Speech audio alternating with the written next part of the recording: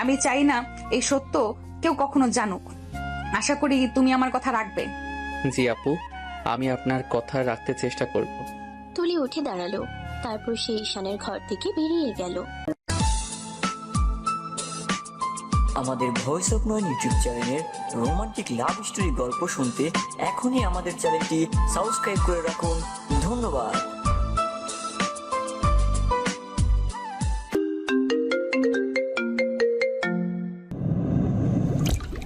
ঈশান একটা দীর্ঘশ্বাস ফেলল। সম্পর্কে তুলি তার ভাইয়ের শালী হয়, তাদের বাড়িতে বেড়াতে এসেছে। বাকিটা গল্পের সাথে থেকে জানতে পারবেন। ঈশান খাটে হেলান দিয়ে বসলো, তারপর হাতে একটা বই নিল। পড়ায় মন বসাতে চাইল সে, কিন্তু পারল না। কিছু কথা তার মাথায় ঘুরপাক খাচ্ছে। সে বইটা রেখে দিল, তারপরে ঘুমের জন্য প্রস্তুতি নিল। সকালবেলা রান্নাঘরে ঈশানের ভাবি সবার জন্য নাস্তা বানাচ্ছে। ঈশানের মা তাকে হাতে হাতে সাহায্য করছে। উপর থেকে তুলি নেমে আসলো, তারপর তার বোনকে বলল, আপু আমি চলে যাচ্ছি। সে কি, এ আবার কেমন কথা? এত সকালে চলে যাবি কেন? আমার ভার্সিটিতে ক্লাস আছে আপু, আমাকে যেতে হবে। তাই বলে এত সকালে কেন যেতে হবে? ভার্সিটিতে তো ঈশানও যাবে। তুই আর ঈশান তো একই ভার্সিটিতে পড়িস, তুই চাইলে তো ওর সাথেই যেতে পারিস। তার কোনো দরকার নেই আপু, আমি একাই চলে যেতে পারবো। বেশি কথা বলিস না, নাস্তা বানায় খেয়ে দিয়ে ঈশানের সাথে ভার্সিটি যাবি। আমি আর কোনো কথা শুনতে চাই না। তুলি মুখ ফুলিয়ে বসে পড়ল। ঈশানের মা এসে তার পাশে বসলো, তারপর তার মাথায় হাত বুলিয়ে বলল, তুলি মা, থেকে যাও না কটা দিন, সবে তো মাত্র কালকে আসলে। তোমার কি বোনের সাথে থাকতে ইচ্ছে করে না? তেমন কিছু না আন্টি, আসলে পড়াশোনার খুব চাপ। এখন এখানে থাকলে আমার পড়াশোনা নষ্ট হবে। আমার এক্সাম শেষ হলে আমি আবার অবশ্যই আসবো। তা তোমার এক্সাম কবে মা? এই তো আন্টি, সামনের সপ্তাহ থেকে। তাহলে তোমার পরীক্ষা শেষ হলে অবশ্যই এসো কিন্তু। ঠিক আছে আন্টি, পরীক্ষা শেষ হলে এসে অনেকদিন থাকবো, তখন কিন্তু চেয়েও তাড়াতে পারবেন না। দূর বোকা মেয়ে কি বলে, তোমার মতো মেয়েকে তাড়াতে যাব কেন? আমার তো মনে হয় তোমাকে এই বাড়িতেই রেখে দেই। ঈশান সিঁড়ি দিয়ে নেমে আসছিল। মায়ের কথা শেষ হতে এসে বলল, রেখে দাও মা, তাহলে খুব ভালো হয়। তুলের আগে দৃষ্টিতে ঈশানের দিকে তাকালো।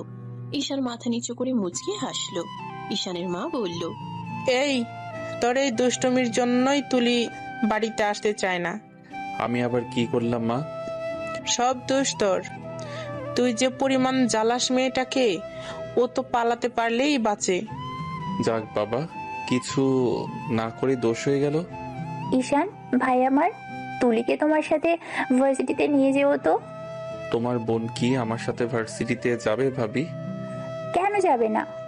কি জানি, তোমার বোন তোমাকে দেখতেই পারে না। মনে হয় আমি তার কোন জন্মের শত্রু। শত্রুর থেকেও বেশি কিছু। কিছু বললেন সিনিয়র বিয়ান? তোমার সাথে কথা বলতে আমার বইয়েই গেছে। দেখলেন ভাবি কেমন ব্যবহার করে? আমি কি এমন কথা বলেছি তাকে? হ্যাঁ রে তুলি, তুই ওর সাথে এমন ব্যবহার করিস কেন? ভালো না ছাই? ছেলেটা কত ভালো। একদম আমার দেবরকে নিয়ে বাজে কথা বলবি না। বলবো না তোমার দেবরকে আমি কিছু। ওকে বলে দিও আমার পেছনে পেছনে ঘুরঘুর যেন না করে। এ কেমন কথা বললেন বিয়ান? বিয়ানের পিছনে ঘুরবো না তো পাশের বাসার মেয়ের দিকে ঘুরবো? আপু তোমার দেবরকে চুপ করতে বলো, ওর কথা শুনলে আমার বিরক্ত লাগে। এই বিরক্তি যে কবে আবার ভালো লাগতে শুরু করবে? ঈশান, এই চুপ কর তোরা। কি শুরু করলি তোরা? ঈশান, তুলি আমাদের বাড়ির মেহমান, তুমি ওকে এভাবে বিরক্ত করো না। কোথায় বিরক্ত করছি মা? বিয়ান হয় আমার, দুষ্টুমি তো করতেই পারি। সবাই টুকটাক কথা বলতে বলতে নাস্তা সেরে ফেললো। তুলি তার ব্যাগ নিয়ে নিচে নেমে আসলো। ব্যাগে তেমন কিছু নেই, কয়েকটা বই ছাড়া। সে ঠিক করে এসেছিল এখান থেকে ভার্সিটিতে যাবে, তাই সাথে কোনো জামা কাপড় আনেনি। ঈশান বাইরে বাইকে দাঁড়িয়ে আছে, সে তুলির জন্য অপেক্ষা করছে। তুলি তার বোন ও ঈশানের মায়ের কাছ থেকে বিদায় নিয়ে আসলো। সে দেখতে পেল ঈশান বাইক নিয়ে দাঁড়িয়ে আছে। সে ঈশানের কাছে গিয়ে দাঁড়ালো, তারপর ব্রুকুচকে বলল, আমি ওর সাথে বাড়িতে যেতে পারবো না। কেন, কি সমস্যা? তুমি একটা রিক্সা ডেকে এনে দাও, আমি সেটাতে চলে যেতে পারবো। কেন আমার সাথে বাইকে যেতে কি সমস্যা? আমি চাই না তোমার সাথে বাইকে করে যেতে। কেন যেতে চান না, কারণটা বলুন। কোনো কারণ নেই। যদি কোনো কারণ নাই থাকে তাহলে উঠে বসুন, ভার্সিটির সময় হয়ে যাচ্ছে। আমি বললাম না আমি তোমার সাথে বাইকে যাব না। আপনি কিন্তু বেশি বাড়াবাড়ি করছেন। তোমার সাথে যেতে আমার অস্বস্তি হয়। নিজের ভালো চাইলে তাড়াতাড়ি উঠে বসুন, না হলে আমি আমার কথা রাখতে পারবো না। তুমি আমাকে ভয় দেখাচ্ছ? যদি ভয় মনে করেন তাহলে ভয় দেখাচ্ছি। তোমার মতো ছেলেদের আমার ভালো করে চেনা আছে, আমি জানি তোমার চরিত্রের সমস্যা আছে। এখনো কোনো মেয়ের কাছে যেতেই পারলাম না, আর আপনি বলছেন চরিত্রের সমস্যা আছে? কিভাবে বুঝলেন আমার চরিত্রে সমস্যা আছে? আপনার সাথে উল্টাপাল্টা কিছু করেছি নাকি? বাড়াবাড়ি হয়ে যাচ্ছে কিন্তু ঈশান। বাড়াবাড়ি আমি করছি না, আপনি করছেন। ভালোভাবে বাইকে উঠলে এতক্ষণ আমার ভার্সিটিতে পৌঁছে যাই, আপনি তা না করে আজাইরা ঝগড়া করছেন। তুমি আমাকে ঝগড়াটে বললে। যা সত্যি তাই বলেছি। এখন আর একটা কথা না বলে তাড়াতাড়ি বাড়িতে উঠুন। মনে হয় তোমাকে গলা টিপে মেরে দেই। আমাকে মেরে দিলে সবচেয়ে বড় ক্ষতি আপনারই হবে ম্যাডাম। তুলির রাগে গজগজ করতে করতে ঈশানের বাইকে উঠে বসলো। ঈশান বাইক জোরে টান দিল। তুলি হুমড়ি খেয়ে ঈশানের পিঠের উপর পড়ল। ঈশানকে ধমক দিয়ে বলল, কি ব্যাপার, এইভাবে কেউ বাইক চালায়? আর একটু হলেই তো নিচে পড়ে যেতাম। আপনি যেমন দূরত্ব রেখে বসেছেন, মনে হচ্ছে এর মধ্যে আরো দুটো মানুষকে বসানো যাবে, তাই বাইক জোরে টান দিলাম যাতে আপনি কাছাকাছি চলে আসেন। অসভ্য কোথাকার। বাইকে এসে থামলো ভার্সিটির গেটের সামনে। ঈশানের বন্ধুরা দূর থেকে দেখতে পেল একটা মেয়েকে নিয়ে আসছে। তুলি বাইক থেকে নেমে ভিতরে চলে গেল। ঈশানের বন্ধুরা কাছে এসে বলল, কি ব্যাপার মামা, কি চলে? কই কি চলে? সিনিয়র মেয়ে নিয়ে ঘুরে বেড়ো, আবার বলো কিছুই চলে না। ধুর শালা, তুলি আপু আমার বিয়ান লাগে, আমার ভাইয়ের শালি, আমাদের বাড়িতে বেড়াতে এসেছিল, তাই ওইখান থেকেই আজ ভার্সিটি এসেছে। ও আচ্ছা, তাই বল। আমরা কিনা কি ভেবে ফেলেছি। তোমরা 4 লাইন বেশি বোঝো। আচ্ছা, এসব কথা বাদ দে, চল ক্লাসে যাই। তারপর সবাই ক্লাসে গেল। পুরো দিন ক্লাসে মোটামুটি ঠিকঠাক কেটেছে ঈশানের। তবে তার মাথায় সবসময় ঘুরছে সকালের তর্ক আর তুলির রাগী মুখটা। সে যতই অবহেলা করার ভান করুক, আসলে ভিতরে ভিতরে খুব মজা পাচ্ছে ওর এই রাগী এক্সপ্রেশন দেখে। ক্লাস শেষে ঈশান তার বন্ধুদের সাথে ক্যান্টিনে চলে এলো। সবাই টেবিলে বসে আড্ডায় মেতে উঠলো। এই শোন ঈশান, আজকে বাইকে যে সিনিয়র আপুকে নিয়ে আসছিলি, উনি তো মনে হয় রেগে কুচকুচে কালো হয়ে গেছিল। রেগে গেলে কি বা হয়, পরে আবার শান্ত হয়ে যায়। তবে ওর রাগটা না একেবারে নাটকীয় লেভেলের। মানে কি? মানে তুই বলছিস ওর রাগ তুই এনজয় করিস? একেবারেই। ওই রাগী মুখটা না দেখলে আমার প্রতিদিনের দিনটাই অসম্পূর্ণ লাগে। বাহ বাহ, মামা প্রেমে পড়েছিস নাকি? দূর বোকা, প্রেমে পড়া মানে ও আমার ভাবির বোন, মানে বিয়ান। ওইখানে প্রেমের কি আছে? আমি শুধু মজা পাই ওকে রাগাতে। দেখিস ঈশান, আজকে মজা পাচ্ছিস, কালকে এই মজার ভেতরেই আসলেই ফেসে যাবি। ফাঁসার লোক আমি না, ফাঁসাতে জানি। হঠাৎ তুলি ক্যান্টিনে ঢুকে পড়লো, হাতে বই, চোখে মুখে বিরক্তি। ঈশানের দিকে তাকাতেই তার চেহারা লাল হয়ে উঠলো। ঈশান, এখানে আড্ডা দিচ্ছ বসে? আমি তোমাকে কতক্ষণ ধরে খুঁজছি। আমায় খুঁজছেন কেন? আমার সাথে তো বাইকেই বিদায় নিয়েছিলেন। তোমার ব্যাগটা ভুল করে আমার হাতে চলে গিয়েছিল, আমি সেটা ফেরত দিতে এসেছি। তুলি এবার একটা টেবিলের উপর ছুরি রেখে ঘুরে চলে যেতে লাগলো। এই জন্যই বলি আমার সিনিয়র বিয়ান আমার ছাড়া এক মুহূর্ত থাকতে পারে না। সব সময় কোনো না কোনো অজুহাতে হাজির হয়ে যায়। বন্ধুদের হাসিতে পুরো ক্যান্টিন মুখর হয়ে উঠলো। তুলি পিছন ফিরে চোখ রাঙিয়ে বলল, হাসি আটকাও তোমাদের, বেশি বাড়াবাড়ি করলে আমি কিন্তু সবার সামনে খবর করে দিব। বলে তুলি তড়িঘড়ি করে ক্যান্টিন থেকে বেরিয়ে গেল। ঈশান চেয়ারে হেলান দিয়ে বন্ধুর দিকে তাকিয়ে বলল, দেখলে কেমন করে ফেসে যাচ্ছে ও? না মামা, ফার্স্ট ইস তুই, শুধু বুঝতে পারছিস না। আড্ডা শেষ করে ঈশান ও তার বন্ধুরা হাসি ঠাট্টা করতে করতে ক্যান্টিন থেকে বেরিয়ে গেল। ক্লাস শেষে সবার সাথে আড্ডা দিয়ে দুপুরের দিকে ঈশান বাসায় ফিরল। ক্লান্ত শরীর, তবে মুখে সেই চিরচেনা হাসিটা লেগেই আছে। দরজা দিয়ে ভেতরে ঢুকতেই তানিয়া ভাবি ডেকে উঠল, ঈশান, এসেছো? শোনো, তুমি তুলিকে ঠিক মতো ভার্সিটিতে পৌঁছে দিয়েছো তো? হ্যাঁ ভাবি, আমি আপনার বোনকে ঠিক মতো ভার্সিটিতে পৌঁছে দিয়েছি। আর ক্লাস শেষে ওকে বাসায় দিয়ে আসতেও চেয়েছিলাম, কিন্তু উনি তো একদম রাজি হলেন না। বললেন ওনার বান্ধবীদের সাথে চলে যাবেন। আপনি একদম চিন্তা করবেন না, উনি ভালোভাবেই গিয়েছেন। আচ্ছা, ভালো হয়েছে। আমি ভেবেছিলাম হয়তো একা গিয়েছে বলে কষ্ট পাবে। যাই হোক, তুমি হাত মুখ ধুয়ে এসো, আমি তোমার জন্য খাবার দিয়েছি। ঈশান জুতো খুলে সোজা নিজের রুমে চলে গেল। ফ্রেশ হয়ে এসে সাদা টি শার্ট পরে ডাইনিং রুমে এসে বসলো। টেবিল ভর্তি গরম গরম খাবার সাজানো। তানিয়া ভাবে হাত দিয়ে সব সার্ভ করে দিচ্ছেন। উফ ভাবি, আপনার হাতে রান্না অসাধারণ লাগে, মানে একদম স্বাদে অতুলনীয়। আরে বাবা, তুমি একটু বেশি বলছো। না না ভাবি, একটু বেশি বলছি না, আমি তো মিথ্যা বলার লোক না। আসলে মায়ের রান্না যেমন সুস্বাদু, আপনার রান্নাও ঠিক তেমনই, বুঝলেন? আমার তো মনে হয় 1 প্লেট খাওয়ার জায়গায় আমি 3 প্লেট খেয়ে ফেলতে পারবো। ধুর বোকা, 3 প্লেট খেলে তো হজমই হবে না। আরে আপনার হাতের রান্না হলে হজমও হয়ে যাবে, এ যে একেবারে টনিকের মতো। তানিয়া হেসে মাথা নাড়লো। দুজন নানান টুকটাক কথা বলতে লাগলো। কখনো ঈশান কলেজের গল্প করছে, কখনো ভার্সিটির বন্ধুদের নিয়ে মজার মজার ঘটনা শোনাচ্ছে। তানিয়াও এক এক সময় বকাঝকা করে, আবার হেসেও ফেলছে। ঈশান, তুমি না একদিনও সিরিয়াস হতে পারো না, সব সময় মজা আর দুষ্টুমি। আচ্ছা ভাবি, সিরিয়াস হলে কি লাভ হবে বলেন তো? তখন তো আপনাদের হাসাতেই পারবো না। একসাথে বসে খেতে খেতে যেন সময় গড়িয়ে যাচ্ছিল। তানিয়া নিজের ছোট ভাইয়ের মতো ঈশানকে যত্ন নিয়ে খাওয়াচ্ছিল, আর ঈশান তার ভাবির সাথে মজা করে মিষ্টি একটা পরিবেশ তৈরি করছিল। রাত নামার আগেই ঘরে শান্তি নেমে আসে। তুলি নিজের রুমে বই খুলে বসে পড়ছে। পরীক্ষার ভয়, নোট ঠিক করা, মাথায় অগুনতি, সূত্র আর প্রশ্ন। হঠাৎ ফোনের মেসেজের শব্দ, টোন শুনে সে অল্প চমকে ওঠে। স্ক্রিনে দেখলো ঈশানের নাম। কি করছেন বিয়ান? তুলি এক পলকে বই থেকে চোখ সরিয়ে ফোনে তাকালো। মেসেজের উপর তার ঠোঁট চিমটে গেল। একটু বিরক্তি, একটু অবমাননা মিলেই। ডান্স করছি। আমাকে নিয়ে ড্যান্স করুন তো, একদম রোমান্টিক লাগবে। তোমার মতো বেয়াদব ছেলের সাথে আমি ডান্স করব? বেয়াদব ছেলেরা কিন্তু বেশি বেশি ভালোবাসতে পারে বউকে।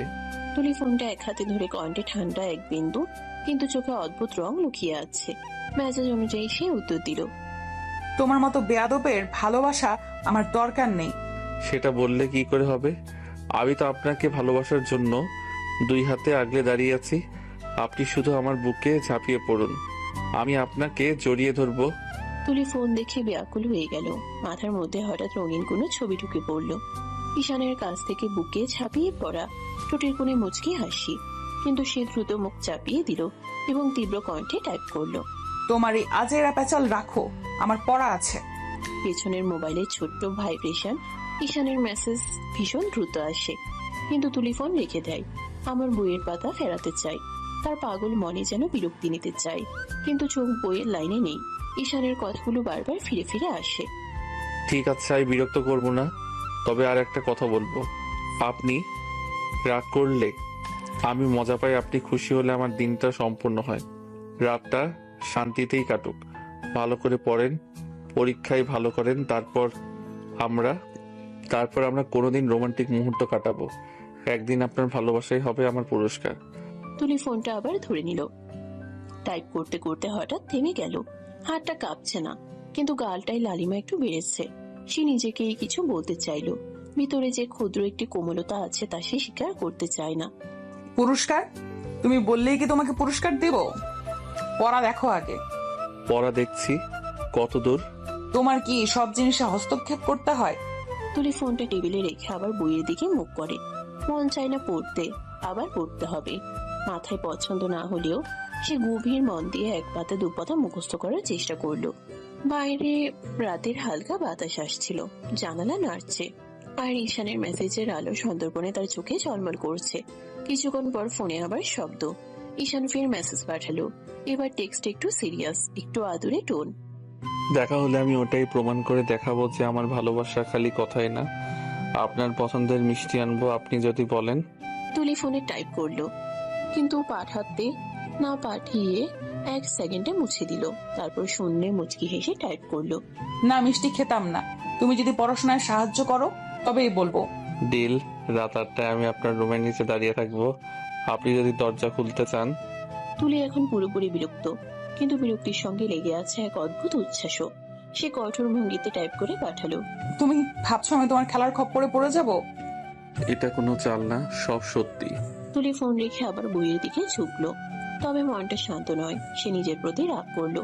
কেন এত দ্রুত চোখে মুখে অবচেতন হাসি চলে আসে? কেন এমন বর্ধিত হাসি তার গালে?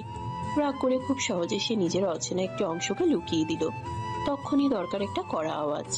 তানিয়া ভাবি কিচেন থেকে ডাক দিল ঈশানকে। খেয়ে নাও একটু, রাতের নাস্তার টাইম। বই নিয়ে বসলে বারবার ভুলে যাও। আরে না ভাবি, আমি একটু পরে খাবো, আর পড়াশোনা শেষ করে নেব। একবার খাইলেই মনটা আবার ভালো থাকবে। ঈশান এক চিলতে হাসি দিল। ফোনে ঠোকানো তুলির মেসেজটা নিঃসরণ করলো। আরেকবার সে নিজেকে বলে দিল পর। রাত এগোতেই ঘরের আলো স্নিগ্ধ হলো। তুলি বইয়ে চোখ সারতে লাগলো, কিন্তু মাঝে মাঝে মাথা উঁচু করে পুরোনো মেসেজগুলো চোখে পড়ে। একটা নরম গন্ধ ছড়ায় মনে। সে চোখ বন্ধ করে এক চন্দ্র কিরণ কল্পনা করলো, কিন্তু ঠিক তখনই সে নিজেকে জরাশীর্ণ করে ফেললো এবং আবার পড়াশোনায় মন দিল। দেখতে দেখতে 1 মাস কেটে গেল। তুলি পরীক্ষার পরে ছুটিতে এসে ঠিক ভোরের আলোয় অপরূপ মুখ নিয়ে ঈশানদের বাড়িতে পৌঁছালো। কথা ছিল পরীক্ষা শেষ হতে সে একটু বিশ্রাম নেবে, আর কেমন যেন আচরণটা বদলে গিয়েছে। চিন্তা করে আসছে যেন নিজের মনকে একটু আলগা করে নিতে। দরজায় নক করতেই ঈশান দরজা খুলে বলল, কি ব্যাপার বিয়ান সাহেবা, আমাকে ছাড়া থাকতে পারছিলেন না বুঝি, তাই এবার চলে আসলেন? তুলি দরজার সামনে থেকে একটু বিরক্ত, একটু গর্ব করে দাঁড়িয়ে থাকা, চোখে কটাক্ষ, গলায় ঠান্ডা এক ভঙ্গি। সে ক্যান করে উত্তর দিল, আমি আমার বোনকে দেখতে এসেছি, তোমাকে না। তোমার এই ধরনের অজুহাতে আমি আসিনি। বুঝি, আমি ছাড়া এত আপন কে আছে আপনার? বুঝলাম এখন। তোমার এসব ফালতু কথা রাখো, সামনে থেকে সরে দাঁড়াও। বলতে বলতেই তুলির বিরক্তি আবার এক ঝটকায় ঝরঝরে হয়ে যায়। ঈশান একটু ছাড়পত্র মতো পেছনে ঠেলে সরে দাঁড়ায়, কিন্তু তার চোখে তখনও সেই খেলোয়াড়ের মিষ্টি উজ্জ্বলতা আছে। তানিয়া দৌড়ে এসে আগলে নিল, তার মিষ্টি গলায় তুলির কাদা ভাবটা নরম করে দিল। তুলি, কেমন আছিস? ভালো আছি আপু, কিন্তু তোমার এখানে আসলেই আমার মেজাজ গরম হয়ে যায়। কেন, কি হয়েছে বলো তো? তোমার এই বাদর দেবর আমার মেজাজটাই গরম করে দেয়। মন চায় হাত ধরে এলোপাথারি মারতে। তানিয়া একটু হাসলো, কিন্তু তার হাসিতে মায়াময় ভাব। সে ঈশানের প্রচন্ড খেয়াল করে বলল, ওর কথা ছেড়ে দে তো মা, তুমি এসেছো, আমরা খুব খুশি হয়েছি। তোমাকে এখানে পেয়ে আমাদের বাড়ি আজ আরো প্রাণবন্ত লাগছে। ওরে বোন, তুই এসেছিস বলে মা কেমন খুশি। তোর জন্যই তো বাড়িটা খুশি। ভিতরে আয়, আমি তোর জন্য হালকা খাবার বানিয়ে রেখেছি। তুলির গালটা একটু লাল হলো। তানিয়ার মৃদু আমন্ত্রণে তার কটূক্তি কিছু অংশে গুলিয়ে গেল। সে দরজা ঠুকিয়ে ধীরে ধীরে ভেতরে ঢুকলো। চোখে চোখ পড়তেই ঈশান যেন স্বাভাবিক অসচ্ছলের পুতুল হয়ে গেল। হাসি গুরুত্বহীন, কিন্তু কাঁধে খানিক রোমান্টিক ছাপ। আমি না কিছু না, আপনি না এলেই আমার দিনটা কেমন ফাঁকা থেকেই যাবে, ঠিক তেমনই। তোমার এই স্বীকারোক্তি বাজে লাগলো, কিন্তু আজ তুমি একটু নম্র থাকো। আমি অনেক ক্লান্ত, একটু বিশ্রাম নেব। কিন্তু কাঁধে খানিকটা রোমান্টিক ছাপ। ভিতরে ঢুকেই তানিয়া বোনকে চেয়ারে বসালো। টেবিলের মাঝে এক স্নেহ ঘন পরিবেশ তৈরি হলো। বড় টেবিলে মাংস, ডাল, ভাজি সাজানো, গরম ভাতের। ঈশানের মা তুলিকে বসিয়ে দ্রুত সার্ভ করলেন। চোখে সেই মমতার ঝিকিমিকি। তুলি অস্বস্তি থাকা সত্ত্বেও ভোজন শুরু করে। মনে মনে ভাবছে এ বাড়িতে এসে তার আনন্দ তো অনেক আছে, কিন্তু ঈশানের কাছ থেকে গিয়ে আসে এক অদ্ভুত তিক্ত মিষ্টি অনুভূতিও। তুই কিন্তু কিছুদিন থাকবি। যদি তুমিই বলো আপু, আমি থাকবো, কিন্তু ঈশানকে আমি সতর্ক করে দিলাম, আজকাল ওর বিড়ম্বনা সহ্য করব না। ঈশান টেবিলের অন্য পাশ থেকে কুচকিয়ে তাকিয়ে থাকলো। তার ভেতরে দম কেটে উঠে, যেন কৌতুক না করে তিনি সত্যিই কিছুতে বাধা দিতে চান না। মুহূর্তটা নিভৃতে মধুর, ভেতরে প্রত্যাশা, বাইরে কটূক্তি। পরিবারটা হাসি ঠাট্টায় মিশে গেল। আর তুলিয়ায় কপার বাস্তবতার সামনে দাঁড়িয়ে আছে, যে বাস্তবতায় তার রাগ আর অনুরাগ দুটোই একসঙ্গে গাঁথা। বিকেল বেলা সোনালি রোদ আচ্ছন্ন, ধীরে ধীরে স্নিগ্ধ আলোর মধ্যে ডুবে আছে। টিভি থেকে হালকা সঙ্গীত বাজছে, আর বারান্দায় কাটানো বাতাসে পাতাগুলো নরম হয়ে দুলছে। সেই সময়টাই ঈশান ঠিক বেছে নিল মজা করার, তুলিকে একটু বিরক্ত করে ফ্রেশ করে দেওয়ার জন্য। বিয়ান, আপনি জানেন তো আজকে বাইরে আকাশটা কেমন পরিষ্কার, আপনার রাগটা দেখলে আকাশও লজ্জাই পাবে। তুমি আমার থেকে দূরে থাকো ঈশান, বকবক করে আমার মাথা খেও না। ঈশান অটুট চেহারা বানিয়ে তুলির পাশে এসে বসলো। তার চোখে আবার সেই শয়তানি ঝিলিক। সে হালকা করে তুলির কানের কাছে মুখে ফিসফিস করে বলল, আপনি রাগ করলে দারুণ লাগে, শুধু আপনার সেই রাগের ভঙ্গিটা দেখতেছি, একদম সিনেমার চরিত্র। এমন রাগ দেখে আমি ভুলবো না। আপনি জানেন তোমার এই বকা, তুমি কি প্রতিদিনই এত জঘন্য কথা বলবা? সরে যাও, আমি আর সহ্য করব না। কিন্তু বিয়ান, আমি তো আপনার রাগে মজা পাই। কখনো আপনি রাগ করেন, কখনো মুচকি হাসেন, আমি কেমন করে ছেড়ে দেব? মজা চাও তো নিজে নিজে মজা করো, আমি তোমার মজাতে ভীষণ বিরক্ত। ঈশান তখন হেসে অতি মিষ্টি ভঙ্গিতে তোড়জোড় করে তুলির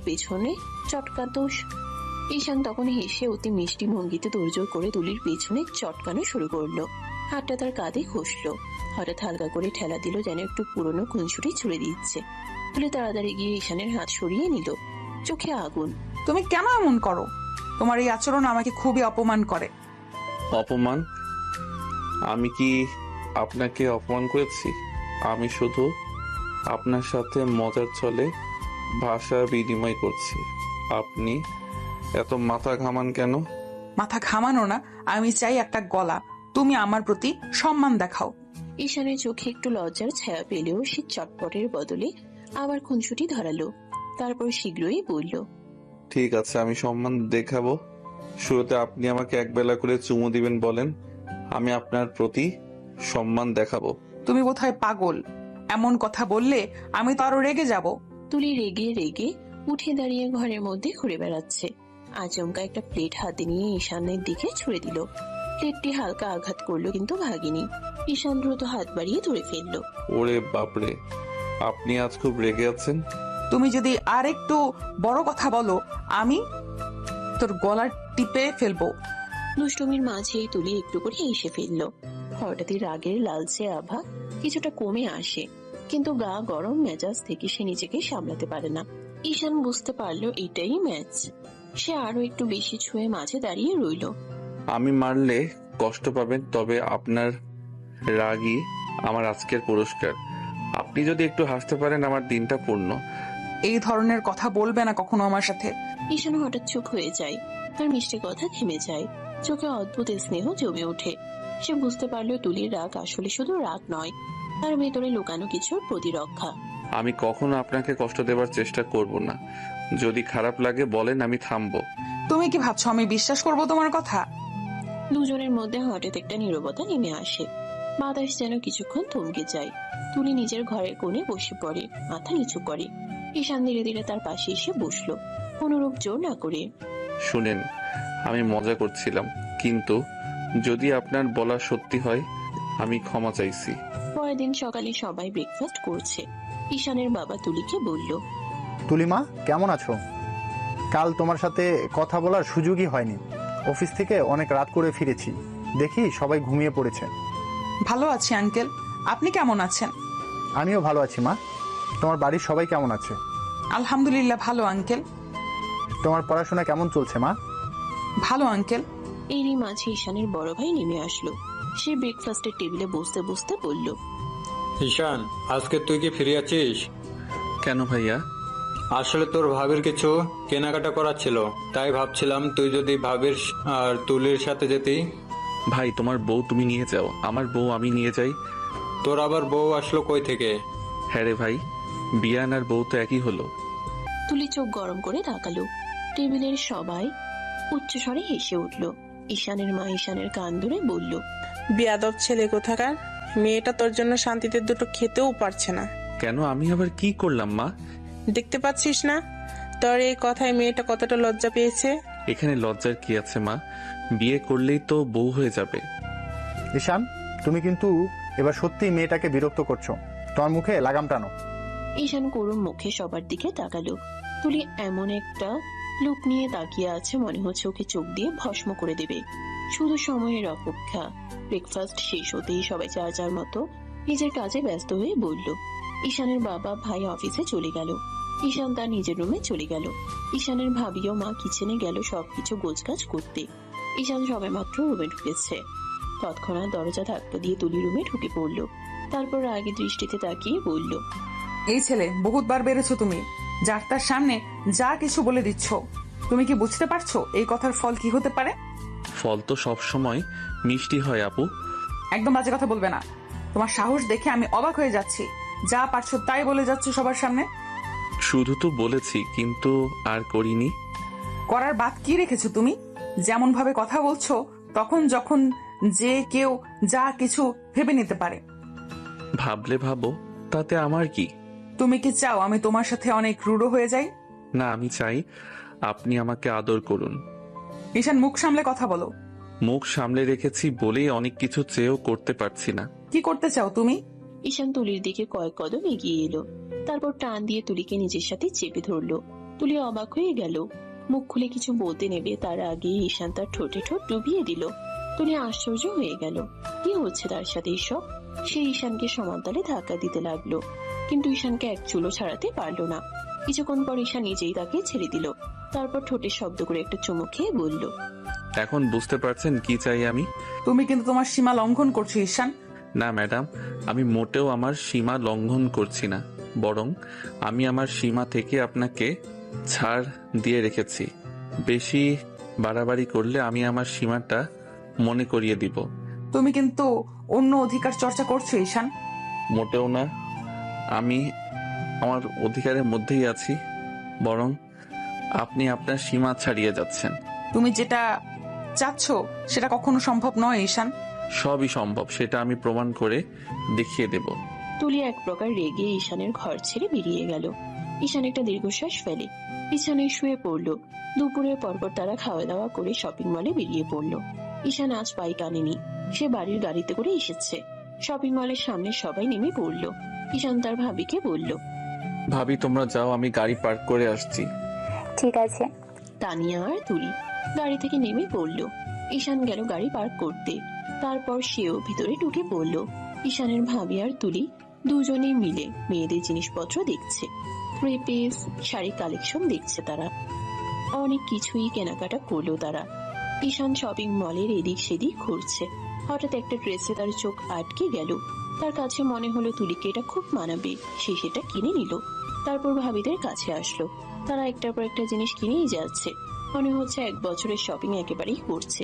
ঈশান বিরক্ত ভাব নিয়ে বলল, তোমরা মেয়েরা পারো বটে, বাড়িটাকে কি শপিং মল বানানোর ইচ্ছা আছে তোমাদের? কেন ঈশান? আরে ভাবি, যত সব কেনাকাটা করছো বাড়িটাই মনে হচ্ছে শপিং মল হয়ে যাবে। এখন তো চলো, আবার পরে কিনো। তোমার কি সমস্যা ঈশান? তুমি তো শুধু চুপচাপ দাঁড়িয়ে আছো, তোমাকে তো আর কোনাকাটি করতে হচ্ছে না। মেয়েদের সাথে শপিং মলে আসাটাই একটা বিরক্তি। আমি এখন বুঝতে পারছি ভাইয়া কেন তোমাদের সাথে আসলো না। সে তো জানে তোমরা পুরা শপিং মল বাড়ি নিয়ে যাবে। নিলে নিব, তুমি চুপ করে দাঁড়িয়ে থাকো। দীর্ঘ 5 ঘন্টা শপিং করলো তারা। এখন রাত হয়ে গেছে। এত শপিং কেউ করে নাকি?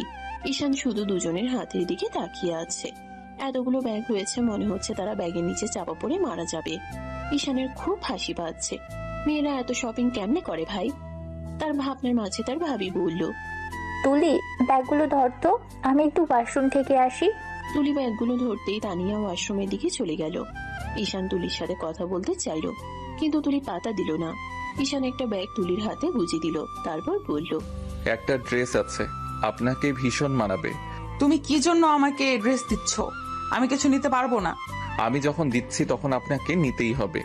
ওদের কথার মাঝে একটা ভদ্রলোক আসলো। তারপর ওদের দিকে কিছুক্ষণ তাকিয়ে থাকলো। তারপরে হাসি মুখে বলল, আরে বাবা, তোমাদের সংসার কেমন চলে? তুলি থতমত খেয়ে গেল। কি বলছে বয়স্ক লোক? সে এদিক সেদিক তাকাতে লাগলো। তার আপু শুনে ফেললে ঝামেলা হতে পারে। আর এই লোকে এই কথাই বা বলছে কেন? তুলির তাকানো দেখে লোকটা বলল, তুমি মনে হয় আমাকে চিনতে পারোনি মা। কয়েক মাস আগে পাহাড়ি অঞ্চলে ভুলে গেলে? তুলির বুক ধুক করে উঠল। তার হাত পা কাঁপতে শুরু করলো। ঈশান সেদিকে লক্ষ্য করলো। তারপর বয়স্কের চাচাকে বলল, হ্যাঁ চাচা, আপনাকে আমাদের মনে আছে। আমরা আসলে কিছু জিনিস কেনাকাটা করতে এসেছিলাম। আপনি এখানে? আসলে বাবা, আমার ছেলের বাসায় এই শহরে, তাই এখানে ঘুরতে এসেছি। আমার ছেলে কিছু কেনাকাটা করবে, তাই আমাকে সাথে নিয়ে এসেছে। ও আচ্ছা চাচা, আচ্ছা আপনি ভালো থাকবেন, তাহলে আমরা আসি। হ্যাঁ বাবা, অবশ্যই। ঈশান তুলির হাত ধরে তাকে টেনে একটু সামনে নিয়ে গেল। তুলি এখন একটু ভয় ভয়ে আছে। সে বারবার ঢুক গিয়েছে, কেমন যেন একটা অস্বস্তি ঘিরে ধরেছে তাকে। বারবার আশেপাশে তাকাচ্ছে। এরই মাঝে তানিয়া ওয়াশরুম থেকে বেরিয়ে এলো। তারপর ঈশানের সামনে গিয়ে বলল, চলো ঈশান, এত রাতে রান্না করতে পারবো না, বাসায় গিয়ে কিছু খাবার পার্সেল করে নিয়ে যাই। ঠিক আছে ভাবি, সেটাই ভালো হবে। তানিয়া লক্ষ্য করলো তুলি কোনো কথাই বলছে না, কেমন যেন একটা কুমোট ভাব ধরে আছে। সে তুলিকে ধাক্কা দিল, তারপর বলল, কি রে, রোবট হয়ে গেলি নাকি? এবার তুলি হুঁশে আসলো। তারপরে এদিক সেদিক তাকিয়ে বলল, কিছু হয়নি আপু, আসলে অনেকক্ষণ ধরে শপিং করছি তাই বিরক্ত লেগে গেছে, তাড়াতাড়ি বাসায় চলো। হ্যাঁ, রেস্টুরেন্ট থেকে খাবার বাসার জন্য পার্সেল করে নিয়ে যাব। তুলি মাথা নাড়িয়ে সাই জানালো। তারপর তার একটা রেস্টুরেন্টে ঢুকে খাবার বাড়ির সবার জন্য বাকিটা পার্সেল করে নিল। তাদের বাড়ি ফিরতে ফিরতে 10টা বেজে গেল। বাড়ি ফিরতে ঈশানের মা কিচেন থেকে বের হয়ে এলেন। হাতে অ্যাপ্রন বাঁধা, চুল খোপাই গোঝা, চোখে মুখে ক্লান্তি কিন্তু মমতা ভরা হাসি। আরে বাবা, এত রাতে ফিরলি তোরা? শপিং করতে করতে রাত কাবার করে ফেললি নাকি? তানিয়া হেসে ব্যাগ নামিয়ে রাখলো টেবিলে। হ্যাঁ মা, শপিং করতে গেলে সময়ের হিসেব থাকে নাকি? এত কিছু পছন্দ হচ্ছিল যে একেবারে সব নিয়ে এলাম। হাই হাই, সব কি তোমরা কিনলে? তা একবারে দেখাও দেখি। সবাই একে একে লিভিং রুমে জড়ো হলো। সিয়াম ভাই অফিস থেকে ফিরে সোফায় বসেছিল। সেও আগ্রহ নিয়ে তাকিয়ে আছে। ঈশানের বাবা পেপার নামিয়ে বললেন, আচ্ছা দেখি তোমরা আমার জন্য কি কিনলে। তানিয়া একে একে শাড়ি, পাঞ্জাবি, শার্ট বের করতে লাগলো। এই শাড়িটা মা তোমার জন্য, আর এই পাঞ্জাবি আপুর জন্য। ও হ্যাঁ আপু, তোমার জন্য একটা শার্টও নিয়েছি। বাহ, কত সুন্দর, একদম আমার কালেকশনের মতোই হয়েছে। আমারটাও খারাপ না, অনেকদিন পর কেউ আমার জন্য কিছু কিনলো।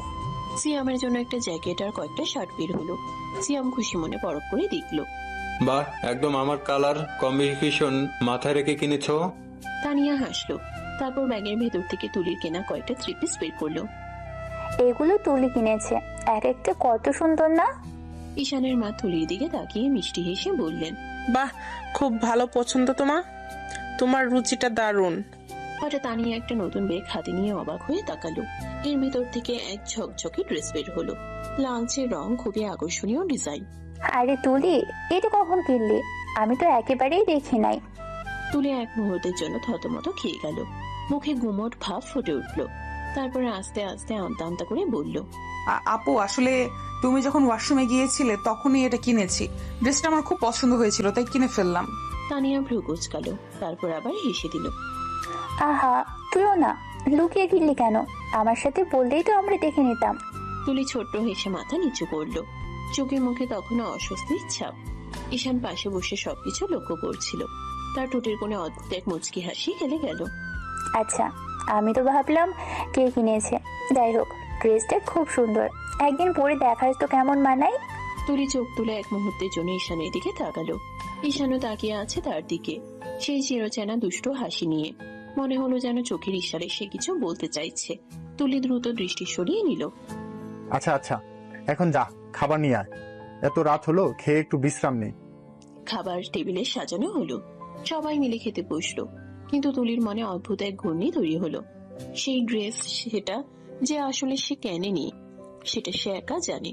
আর সেই সত্যিটা তার বুকের ভেতর কেমন যেন চাপা রহস্যের মতো কাঁপতে লাগলো।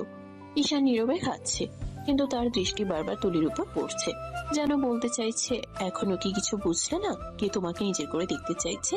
তুলি আবার ভেতরে ভেতরে কাঁপতে লাগলো। তুলি রুমে ঢুকেই দরজা ধাক্কা দিয়ে বন্ধ করে দিল। ভীষণ ক্লান্ত, কিন্তু মাথার ভেতরে জমে থাকা কথা ধুলো ফুলোর মতো জমে আছে। চেহারায় অস্থিরতা, চোখে অচেনা এক আতঙ্কের ঝিলিক। সে বেঁচে থাকার তাগিদে নিজের মনে দরজাগুলো ঠেলে বন্ধ করে দিল, যেন কোনো কৌতূহল ঢুকতে না পারে। এই সত্য কি কখনো আমার পিছু ছাড়বে না? আমি যতই ভুলতে চাইছি ততই সত্য আমার সামনে চলে আসছে। কি করে আমি এটা থেকে মুক্তি পাবো? আমার জীবনে কি আর কখনো কোনো শান্তি থাকবে না? কেন সব সময় যেন এই স্মৃতি, এই সত্য আমার গলবন্দি করে রাখে? কিসের জন্য আজ এলে? কি করে এটির উত্তর পাবো? তুলি চেয়ারে বসলো, হাত দুটো তুলে মাথায় মুখ ঢেকে নিল। মনে মনে প্রতিটা ভুলভাল মুহূর্ত গুনে চলেছে। পাহাড়ি গ্রামের দিনগুলো, পালানো সন্ধ্যার স্মৃতি, আর সেই লোকটির মুখ যার কথা কোনোদিন বলা হয়নি। সে কাঁপছে, কিন্তু জোর করে নিজেকে ধমকায়, তুমি এখন নতুন, তুমি মুক্ত। তুমি আর কথাগুলো ভুলে গেছো? তবে কেন মনে হয় সব সময় টেনে টেনে আনে? কেন যেন প্রতিটা ছোট শব্দ, প্রতিটা অচেনা চাহনি আবার সেই গন্ধটা ফিরিয়ে নিয়ে আসে? যদি কেউ জানে তবে, যদি কেউ দেখে নেয় তবে? তুলি আরো ভেতর থেকে হৃৎপিণ্ডের টানে থরথর করে উঠল। ঠিক সেই মুহূর্তে দরজায় আটকানোর শব্দ। চাবি ঘুরছে এমন সময় কেউ কক্ষের দরজা টেনে ধরলো এবং ঈশান ধীরে দরজা আটকে দিল। তুমি দরজা আটকাচ্ছ কেন? আমি কথা বলতে চাই আপনার সাথে। তোমার কোনো কথা আমি শুনতে চাই না। আমার কথা শুনতেই হবে। তুমি এখান থেকে চলে যাও, কেউ দেখলে সমস্যা হবে। তুমি চাওটা কি? আপনি জানেন না আমি কি চাই। তুলি ভেতরে ভেতরে কাঁপতে থাকে। কানের পেছনে রক্ত গরম হয়ে উঠছে। বুকের ভেতর থেকে কিছু একটা চিৎকার করে উঠতে চায়। ঈশান, তুমি আমাকে নিয়ে কি করছো? কিন্তু ঠোঁট খুশি খুশি চুপ। সে জানে ভাঙান ঢোলে সারাটা সংসার কেঁপে যাবে, তাই সে কণ্ঠ লুকাচ্ছে। ঈশান ধীরে তার দিকে এগিয়ে আসলো। চোখে যেন এক ধরনের সিদ্ধান্ত, কঠিন, অনমনীয়। নিঃশ্বাস একেবারে ধীর। ঘরের বাতি ম্লান। দুজন কেবল তাদের কণ্ঠ ও ছায়ার গুণে কথা বলছে। দরজার লকটা কড়া করে আটকে রাখা আছে, যেন বাইরে থাকা সবার কাছে একটি অদৃশ্য প্রাচীর হয়ে দাঁড়ায়। তুলি চেয়ারের পাশে দাঁড়িয়ে আছে, হাত দুটা কেঁপে কেঁপে। ঈশানের চোখে যে অনর ভাবটা আছে তার লুকোনো যাচ্ছে না। চোখে আছে একাকিত্বের আভাস, একরাশ রাগ আর একখানি অদ্ভুত আশা প্রকাশ। আপনি কি সেই সব কথা ভুলে গেছেন? আমাদের বিয়ে হয়েছে। আপনি কি সেই রাতটা ভুলে গেছেন যে রাতেই কিছু লোক জোর করে আমাদেরকে বিয়ে দিয়েছিল? তুলি গায়ে একটা শিহরণ অনুভব করলো। সেই রাতটার কথা, অদ্ভুত, কাঁপানো, লজ্জা আর ভয় মিশ্রিত সেদিনের রেশ তার ঘাড়ে ভর করে উঠল। সে কণ্ঠ কসলতে কসলতে বলল, খবরদার ঈশান, আমি বিয়ে মানি না। তুমি এই বিয়ের নাম মুখে বলবে না, যেন কেউ জানতে না পারে আমাদের বিয়ে হয়েছে। আমি এসব মেনে নিব না। আপনি আমার ধৈর্যের পরীক্ষা নেবেন না। আমাদের বিয়ে 1 বছর হয়ে গেছে। আমি এতদিন ধরে ধৈর্য ধরেছি। আপনি ভেবে নিবেন না যে আমি শুধু ধৈর্য ধরে বসে আছি, তাই আপনাকে আমি সারা জীবন ছেড়ে দিয়ে রাখবো। তুলি গলায় ধরে ওঠা কণ্ঠটা চেপে ধরার চেষ্টা করলেও চোখের কানায় পানি জমে এলো। তার গলা শুকনো, বুকে ঠেসে ইচ্ছে করছে সব কথাগুলো নাছর দাম করতে, কিন্তু আশা আর লজ্জার মাঝে একটা চিলতে রক্ষা আছে। ঈশান, তুমি কি ভাবছো আমি তোমার কাছ থেকে কিছু চাই? তুমি কি ভাবছো আমি সহজে মেনে নিব? তুমি কিভাবে বলতে পারছো তুমি আমাকে কখনোই ছেড়ে রাখবে না? আমি এই বিয়ের নাম বলবো না, আমি কাউকে জানাবো না। আমি শুধু চাই এই কষ্টটা সবার উপর না আনতে। আপনি ভাবলেই কি সব থেমে যাবে? তুমি যদি লজ্জা পাও আমি বুঝি, আপনি যদি ভয়ে কাঁপেন আমি বুঝি, কিন্তু আপনি কি কখনো ভেবেছেন এই কাহিনীটা শুধু আপনাকে নয়, আমাদের সবার জীবনকে ছুঁয়ে যাবে? আপনি যদি সত্যিটা লুকান, যদি আপনি সব কথা জড়িয়ে রাখেন, তবে এতদিন সত্যটা বের হয়ে আসবে, আর তখন ক্ষতি হবে আরো বড়। আমি চাই না সেটা হোক। তুলি এক করে পিছনে সরে গেল। তার হাত দেয়ালে ঠেকেছে। আগে থেকে নির্ধারিত কোনো প্রতিরোধ নেই, শুধু মনে হচ্ছে সে একা একাই গোটা পৃথিবীকে বলার ভয় পেল। তুমি আমার উপর জোর করবে না। তুমি আমাকে বোঝো, আমি কোনো নাটক চাই না। আমি আগে থেকে জানি যদি কেউ জানতে পারে তাহলে সমাজে, আমাদের বাড়িতে কত অভিযোগ থাকতে পারে। আমি সম্মান নষ্ট করতে চাই না। আমি কখনোই আপনার সম্মান নষ্ট করতে চাই না তুলি। আমি চাই আপনি সম্মান পান, সেজন্য আমি বললাম আমি আছি। কিন্তু সম্মান মানে চেষ্টা না করে সবকিছু গোপন করা না, সম্মান মানে সাহস করে সমস্যা থাকা আর তার সমাধান করা। ঈশানের কণ্ঠে কঠোরতা কমে এলো, চোখে আলগা করুণা ঝরে পড়ছে। সে জানে তুলি ভাঙা, তবু তার ভিতরে এমনই এক অদ্ভুত ইচ্ছে কাজ করছে যে তুলি যেন ভেঙে না পড়ে, যেন সে নিজেই নিজের পা ভারী করে না। আপনি যতই বলেন, যতই বাঁচতে চান, আমি আজ বলছি আমাদের বিয়ে সত্য। সেটা কোনো গোপন কথা নয়। আপনার ভয়ে, আপনার লজ্জায় আমি কিছু বলিনি, কিন্তু এখন আর চুপ থাকতে পারবো না। আমি চাই আপনি মেনে নিন, না শুধু মেনে নেওয়া, বরং নিজেকে সামলান। আপনার আমার সামনে উচিত আচরণ করেন। আমি আপনাকে জোর করে স্বীকার করাবো না, কিন্তু আমি ছেড়ে দেব না। তুলি বিষণ্ণ হাসি দিল। হাসিটা ছিল তিক্ততার সাথে ভরা। তার মনের ভিতর একটাই প্রশ্ন ঘুরে, কেন এই মানুষটা এতটা অনর্গল আর একঘেয়ে শিশুতোষ ভাবে তার অধিকার দাবি করছে? কেন সে তার স্বাধীনতা চায়? তুমি যা বলছো আমি মানবো না। তুমি ভাবছো তুমি যেই জন্য বলছো সেটাই হবে? তুমি কি জানো আমার মনে কি কাটা লেগে গেছে, কি কাটা লেগে আছে? আমি সামনে তাকাতে পারি না। আমি এই সত্য ছেড়ে আমার পুরনো জীবনে ফিরতে চাই। আপনি পালাতে পারবেন না তুলি। পালালে আমি আপনাকে ধরবো না, আমি আপনাকে ঠেলে দেব না, কিন্তু তুমি নিজেই পালালে তুমি কখনো শান্তি পাবে না। আমি বলছি শান্তি পেতে হলে সাহস দরকার।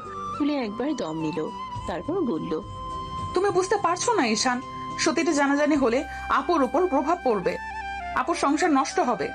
আপনি ভুল বুঝছেন তুলি। আপনি বোধহয় ভুলে যাচ্ছেন আমার বাবা মা আর সবার মতো না। তারা বাস্তবতা বুঝতে জানে, তারা আমাদের পরিস্থিতি বুঝতে পারবে। তুমি, আমার পরিবার, তারা আমাকে কত বিশ্বাস করে, তার কি হবে? আমি তাদের বিশ্বাস ভেঙে ফেলেছি। আপনি তাদের বিশ্বাস কিভাবে ভাঙলেন? আমরা দুজনেই পরিস্থিতির শিকার ছিলাম। এখানে কেউ কারো বিশ্বাস ভাঙেনি। যা হয়েছে পরিস্থিতির জন্য হয়েছে। ঈশানের কথাগুলো শুনে তুলির বুকের ভেতরটা যেন মোচড় দিয়ে উঠল। চোখে পানি গড়িয়ে পড়বে পড়বে করছে, কিন্তু সে নিজেকে সামলে নিল। তুমি সহজভাবে বলছো ঈশান, কিন্তু আমি জানি এই সত্যটা জানাজানি হলে আমার জীবন ভেঙে যাবে। আমি নতুন করে দাঁড়ানোর চেষ্টা করছি, তুমি বারবার আমাকে সেই অন্ধকারে টেনে নিচ্ছ। না তুলি, আমি অন্ধকারে টানছি না। আমি চাই আপনি আলোর সামনে দাঁড়ান। আমি আপনার হাত ধরে সামনে নিয়ে যাব। তুলি কিছুক্ষণ চুপ করে থাকলো। তার ভেতরে দ্বন্দ্ব চলছে, একদিকে ভয়, লজ্জা আর অপরাধবোধ, অন্যদিকে ঈশানের একরোখা ভালোবাসা। ঠিক তখনই বাইরে থেকে কড়া নেড়ে উঠলো দরজায়। তুলি, দরজা খুলে দে, আমি তোকে কিছু বলতে চাই। তুলি যেন হুঁশ ফিরে পেল, দ্রুত চেয়ারের উপর থেকে উঠে দরজার দিকে এগিয়ে গেল। পেছন ফিরে একবার ঈশানের দিকে তাকালো, চোখে তিরস্কার, ভেতরে অস্থিরতা। ঈশান লুকিয়ে পড়ল, তারপর দরজার লক ঘুরিয়ে খুলে দিল তুলি। আরে তুই এত চুপচাপ কেন রে? শপিং করতে গিয়ে মাথা গরম হয়ে গেছে বুঝি? না আপু, ক্লান্ত লাগছে, তাই একটু রেস্ট নিচ্ছিলাম। তানিয়া কিছু টের পেল না। সে ব্যাগ থেকে একখানা শাড়ি বের করে তুলির হাতে ধরিয়ে দিল। দেখ, এটা তোর জন্য নিয়েছি, কাল রাতে পরে দেখিস তোকে কেমন মানাই। আমার জন্য? আপু, এর কি দরকার ছিল? আরে তুই তো আমার ছোট বোন, তোকে না দিলে কাকে দিব বল? তুলি শাড়িটার দিকে তাকালো, চোখে পানি জমে এলো, তবে সে মাথা নিচু করে লুকিয়ে ফেললো। লুকিয়ে থাকা ঈশান সবকিছু চুপচাপ লক্ষ্য করছিল। তার ঠোঁটের কোণে আবারও সেই চিরচেনা দৃঢ় হাসি, যেন বলতে চাইছে, আমি আছি, তুমি যতই অস্বীকার করো আমি ছাড়বো না। তানিয়া শাড়িটা দিয়ে চলে গেল। ঈশান এবার বাইরে বেরিয়ে আসলো, তারপর তুলির কাছে গিয়ে তাকে জড়িয়ে ধরলো। তুলি কেঁপে উঠলো, তারপর থেকে সারাতে সারাতে বলল, কি করছি ঈশান এসব? আমি আর পারছি না তুলি, আমার আপনাকে চাই। কি সব বলছো ঈশান? একদম ঠিকই বলছি, আমি আপনাকে চাই। আমার ভালোবাসা দিয়ে আপনাকে ভরিয়ে দিতে চাই। তুলি কাঁপতে কাঁপতে কিছু বলতে চাইলো, ঈশান বলতে দিল না। সে তুলির মুখ ধরে কাছে টেনে তার ঠোঁটে ঠোঁট ডুবিয়ে দিল, যত্নের সাথে কিস করতে থাকলো। আস্তে আস্তে সে তার ঠোঁটে মত্ত হয়ে গেল। তার হাতের পরশ বুলিয়ে দিতে লাগলো তুলির সারা শরীরে। তুলি দিশাহারা হয়ে গেল। ঈশান আস্তে আস্তে তুলির মাঝে ডুবে যেতে থাকে। এক হয়ে গেল দুটি স্বামী স্ত্রীর। ভালোবাসা বাড়তে থাকে এক এক করে। সকালবেলা ডাইনিং টেবিলে তানিয়ার চোখ গেল তুলির গলার দিকে। সে তুলির দিকে একটু এগিয়ে এসে বলল, কি রে তুলি, গলায় কি হয়েছে? সাথে সাথে তার গলায় হাত দিল, তারপর আমতা আমতা করে বলল, ওই কিছু হয়নি তো আপু, একটু চুলকাচ্ছিল, তাই বোধহয় দাগ হয়ে গেছে। কিন্তু আমার তো অন্য কিছু মনে হচ্ছে। তানিয়া ঈশানের দিকে তাকালো। ঈশান ভদ্র ছেলের মতো খাচ্ছে, যেন সে কিছুই বুঝতে পারছে না। তুলির মনের ভেতর ভয় হচ্ছে, তার আপু কিছু বুঝতে পারলো না তো আবার। তুলি তাড়াতাড়ি খাওয়া শেষ করে উপরে চলে গেল। ঈশান খেয়ে দিয়ে ভার্সিটিতে চলে গেল। সকালে ঈশান ভার্সিটিতে ঢুকতেই ওর কয়েকজন বন্ধু ঘিরে ধরলো, মুখে হাসি, চোখে কৌতূহল। কিরে ভাই, কাল ভার্সিটিতে আসিস না কেন? ক্লাস মিস দিলি কেন? আরে না রে, বউ নিয়ে শপিং করতে গেছিলাম। মুহূর্তেই সবাই হাঁ করে তাকালো ঈশানের দিকে। দাঁড়া দাঁড়া, বউ কবে আবার বিয়ে করলি তুই? আমাদের তো একজনও খবর দিলি না। আরে বউ না, বিয়ার নিয়ে শপিং করতে গেছিলাম। তোরা শুধু কানে বেশি শুনিস। এই যে এইটা আগে বললি বউ, এখন বলছিস বিয়ান, ব্যাপারটা কি ভাই? সবাই মিলে হইচই শুরু করলো।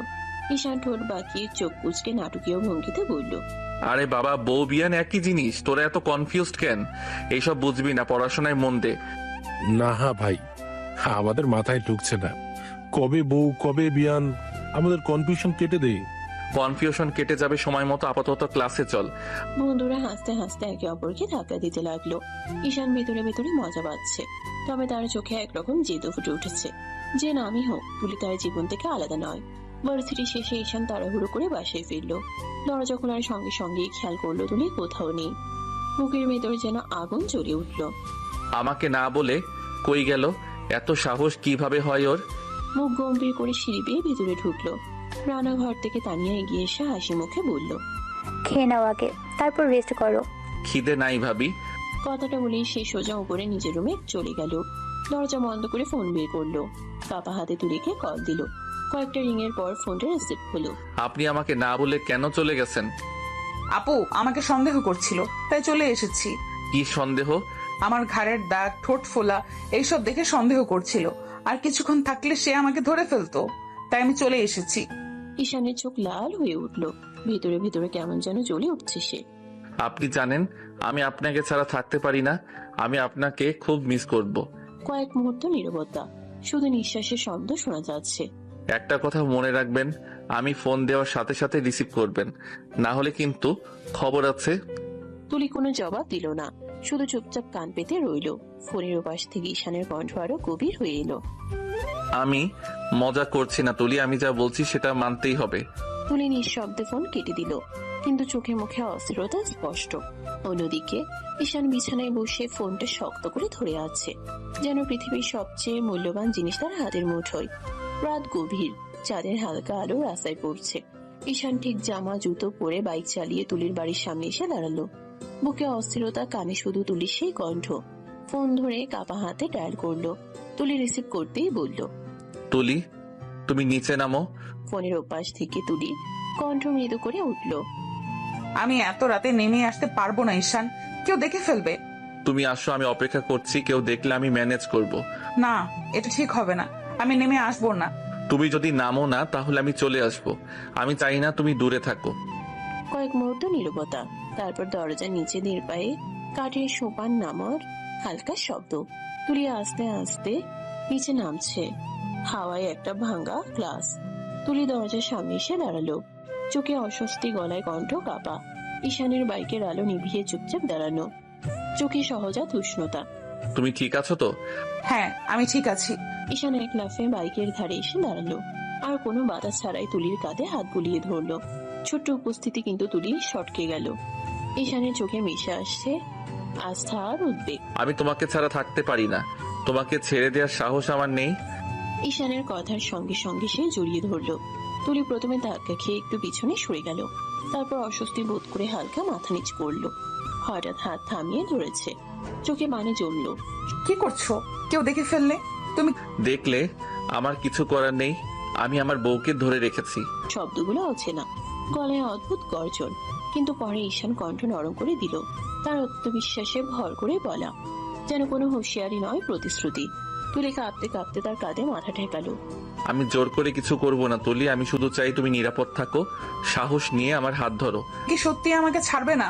আমি ভয় পাচ্ছি, আমি লজ্জা পাচ্ছি। আমি বলেছি ছাড়বো না, কিন্তু যদি তুমি চাও আমি এখনই তোমাকে বাড়ি পৌঁছে দেব, কাউকে বলবো না, কিন্তু তোমার ইচ্ছা ছাড়া আমার কোনো পল্লব নড়বে না। তুলি এক মুহূর্তের জন্য চুপ, তারপর কণ্ঠে অল্প হাসি মিশ্র কণ্ঠে বলা, ঠিক আছে, কিন্তু কেউ যদি দেখে তাহলে তুমিই বলবে আমি তোমার কোনো অধিকার জোর করে নিচ্ছি না। বলবো আমি তোমার স্বামী, আমার অধিকার আছে তোমাকে কাছে রাখার, কিন্তু আমি সেই অধিকারকে সম্মান দিয়ে ব্যবহার করব। রাত গভীর। বাড়ি ফেরার পর তুলি যেন অচেতন কাঁপুনি নিয়ে ঘরে ঢুকলো। ধীরে ধীরে সিঁড়ি চড়ে উপরে কক্ষে গেল। চাপা কণ্ঠে দরজা খুলে ভেতরে ঢুকতে হালকা আলোতে তার মা বসে আছেন, চোখে আরামহীন চিন্তা। এক মুহূর্ত ঝলসে উঠল। মা তাকে ডেকে উঠলেন। এত রাতে তুই নিচে কি করছিলি? কি করছিলি? তুলি হঠাৎ কাঁপতে কাঁপতে সোজা দাঁড়ালো। মুখ খুলে কিছু বলার আগে মায়ের প্রশ্নে পুরো শরীরই কাঁপছে। কিছু না মা, কিছুই না। তুই কি করছিস? রাতে ছেলেদের সাথে দেখা করতে লজ্জা করে না তোর? তুই কি ভাবছিস আমরা অন্ধ? মা, আমি কোনো ভুল করিনি, আমি কোনো ভুল করিনি। তুলি কথাটা বলতেই মায়ের চোখে অবিশ্বাসের রাগ। মা হুড়হুড় করে উঠে এসে তুলিকে এক চট করে থাপ্পড় মারলেন। ঘরে কোণে শিকড় ধরে পড়া চাইলো, পাহাড়ের কষ্ট আর মুখে তিতিক্ষা। তোর লজ্জা করে না? রাত্রে পরপুরুষের সাথে দেখা করতে যাস? তুই কি আমাদের মান সম্মান ডুবাতে চাস? না মা, আমি বাইরে যাবার সময় কোনো খারাপ উদ্দেশ্য নিয়ে যাইনি। তুলি মায়ের সামনে কাঁদতে লাগলো। মায়ের ভেতর গর্জন, তবু মায়ের কণ্ঠে কড়া সুর। সে জিজ্ঞেস করলো, কার সাথে দেখা করতে গিয়েছিলি তুলি? আমি আমার স্বামীর সাথে দেখা করতে গেছিলাম। কে, কাকে নিয়ে তুই এরকম লজ্জার কাজ করলি? বল বল নামটা। তার নাম ঈশান। মায়ের হাত মূর্ছা হয়ে থমকে গেল। মুহূর্তের মধ্যে বুকের ভেতর কিছু ভেঙে গিয়েছিল। মা অবাক হয়ে উঠলেন, হুট করে বলে উঠলেন, ঈশান, ওই যে তোর বোনের দেবর। তুই কি করলি? বেচারি তোর ওই বোনের সংসারটা। তোর কথা শুনে আমার মাথা ঝিমঝিম করছে। মা, আমি ভুল কিছু করিনি। ঘটনাটা এমন, আমরা যখন ভার্সিটি থেকে ট্যুরে গিয়েছিলাম তখন পথ হারিয়ে একদম অচেনা জায়গায় চলে গিয়েছিলাম। রাত হলে লোকজন খুঁজে বেড়াচ্ছিল না। আমাদের একদল মানুষ ধরে নিয়ে গিয়ে বলল, তুমি দুজন প্রেমিক প্রেমিকা। ওরা একে অপরের নাম ঠিক করে এক রীতিতে বিয়ে দিল। আমি তখন ভয় পেয়ে পালাতে পারিনি। আমরা তখন ভয়ে ছিলাম। আমি আর ঈশান কোনোভাবেই পারিনি। ওরা চাপিয়ে বিয়ে করে দিয়েছে। আমি সেটা চাইনি মা। আমি কাউকে ঠকানোর জন্য এমন করিনি। তুলির বয়ান মতোই শোনালেন। মায়ের চোখে বিস্ময় আর ক্রোধ সব মিশে এক অদ্ভুত উত্তেজনায়। মা বুঝতে পারলো বিষয়টা সরল নয়।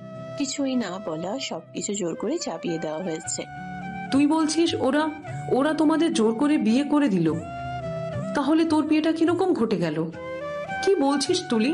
হ্যাঁ মা, ওরা আমার আর ঈশানকে জোর করে বিয়ে দিয়ে দিয়েছে।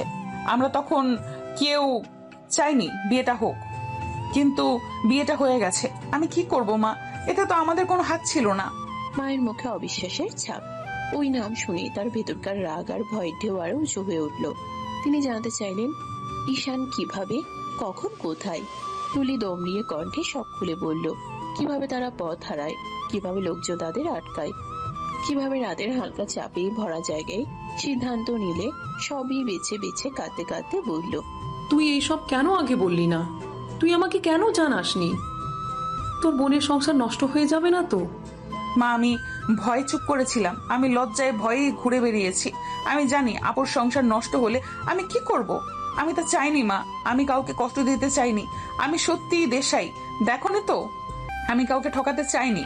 মায়ের চোখে এখন কেবল কষ্ট, বেদনা আর ক্ষোভ সবই মিশে আছে।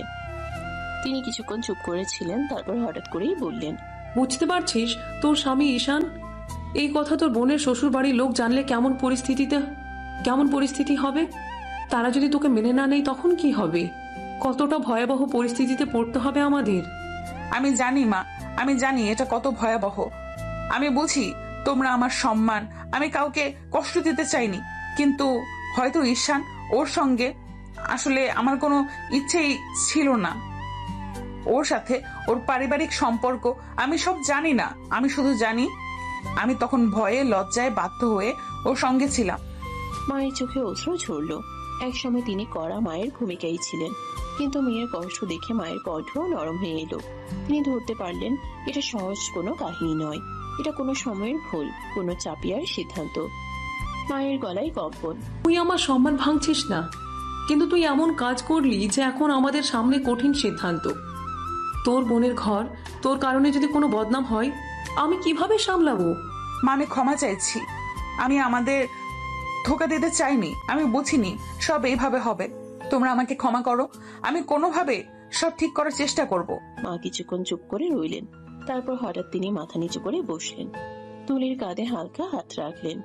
মায়ের চোখে মিশে মিশে কষ্ট আর করুণার ছাপ। তুমি এখন ঘুমাও তুলি, কাল সকালে আমরা সবাই বসে কথা বলবো। কি করা হবে, কিভাবে সামলাবো, সব ঠিক করব। আমি তোর দায়ভার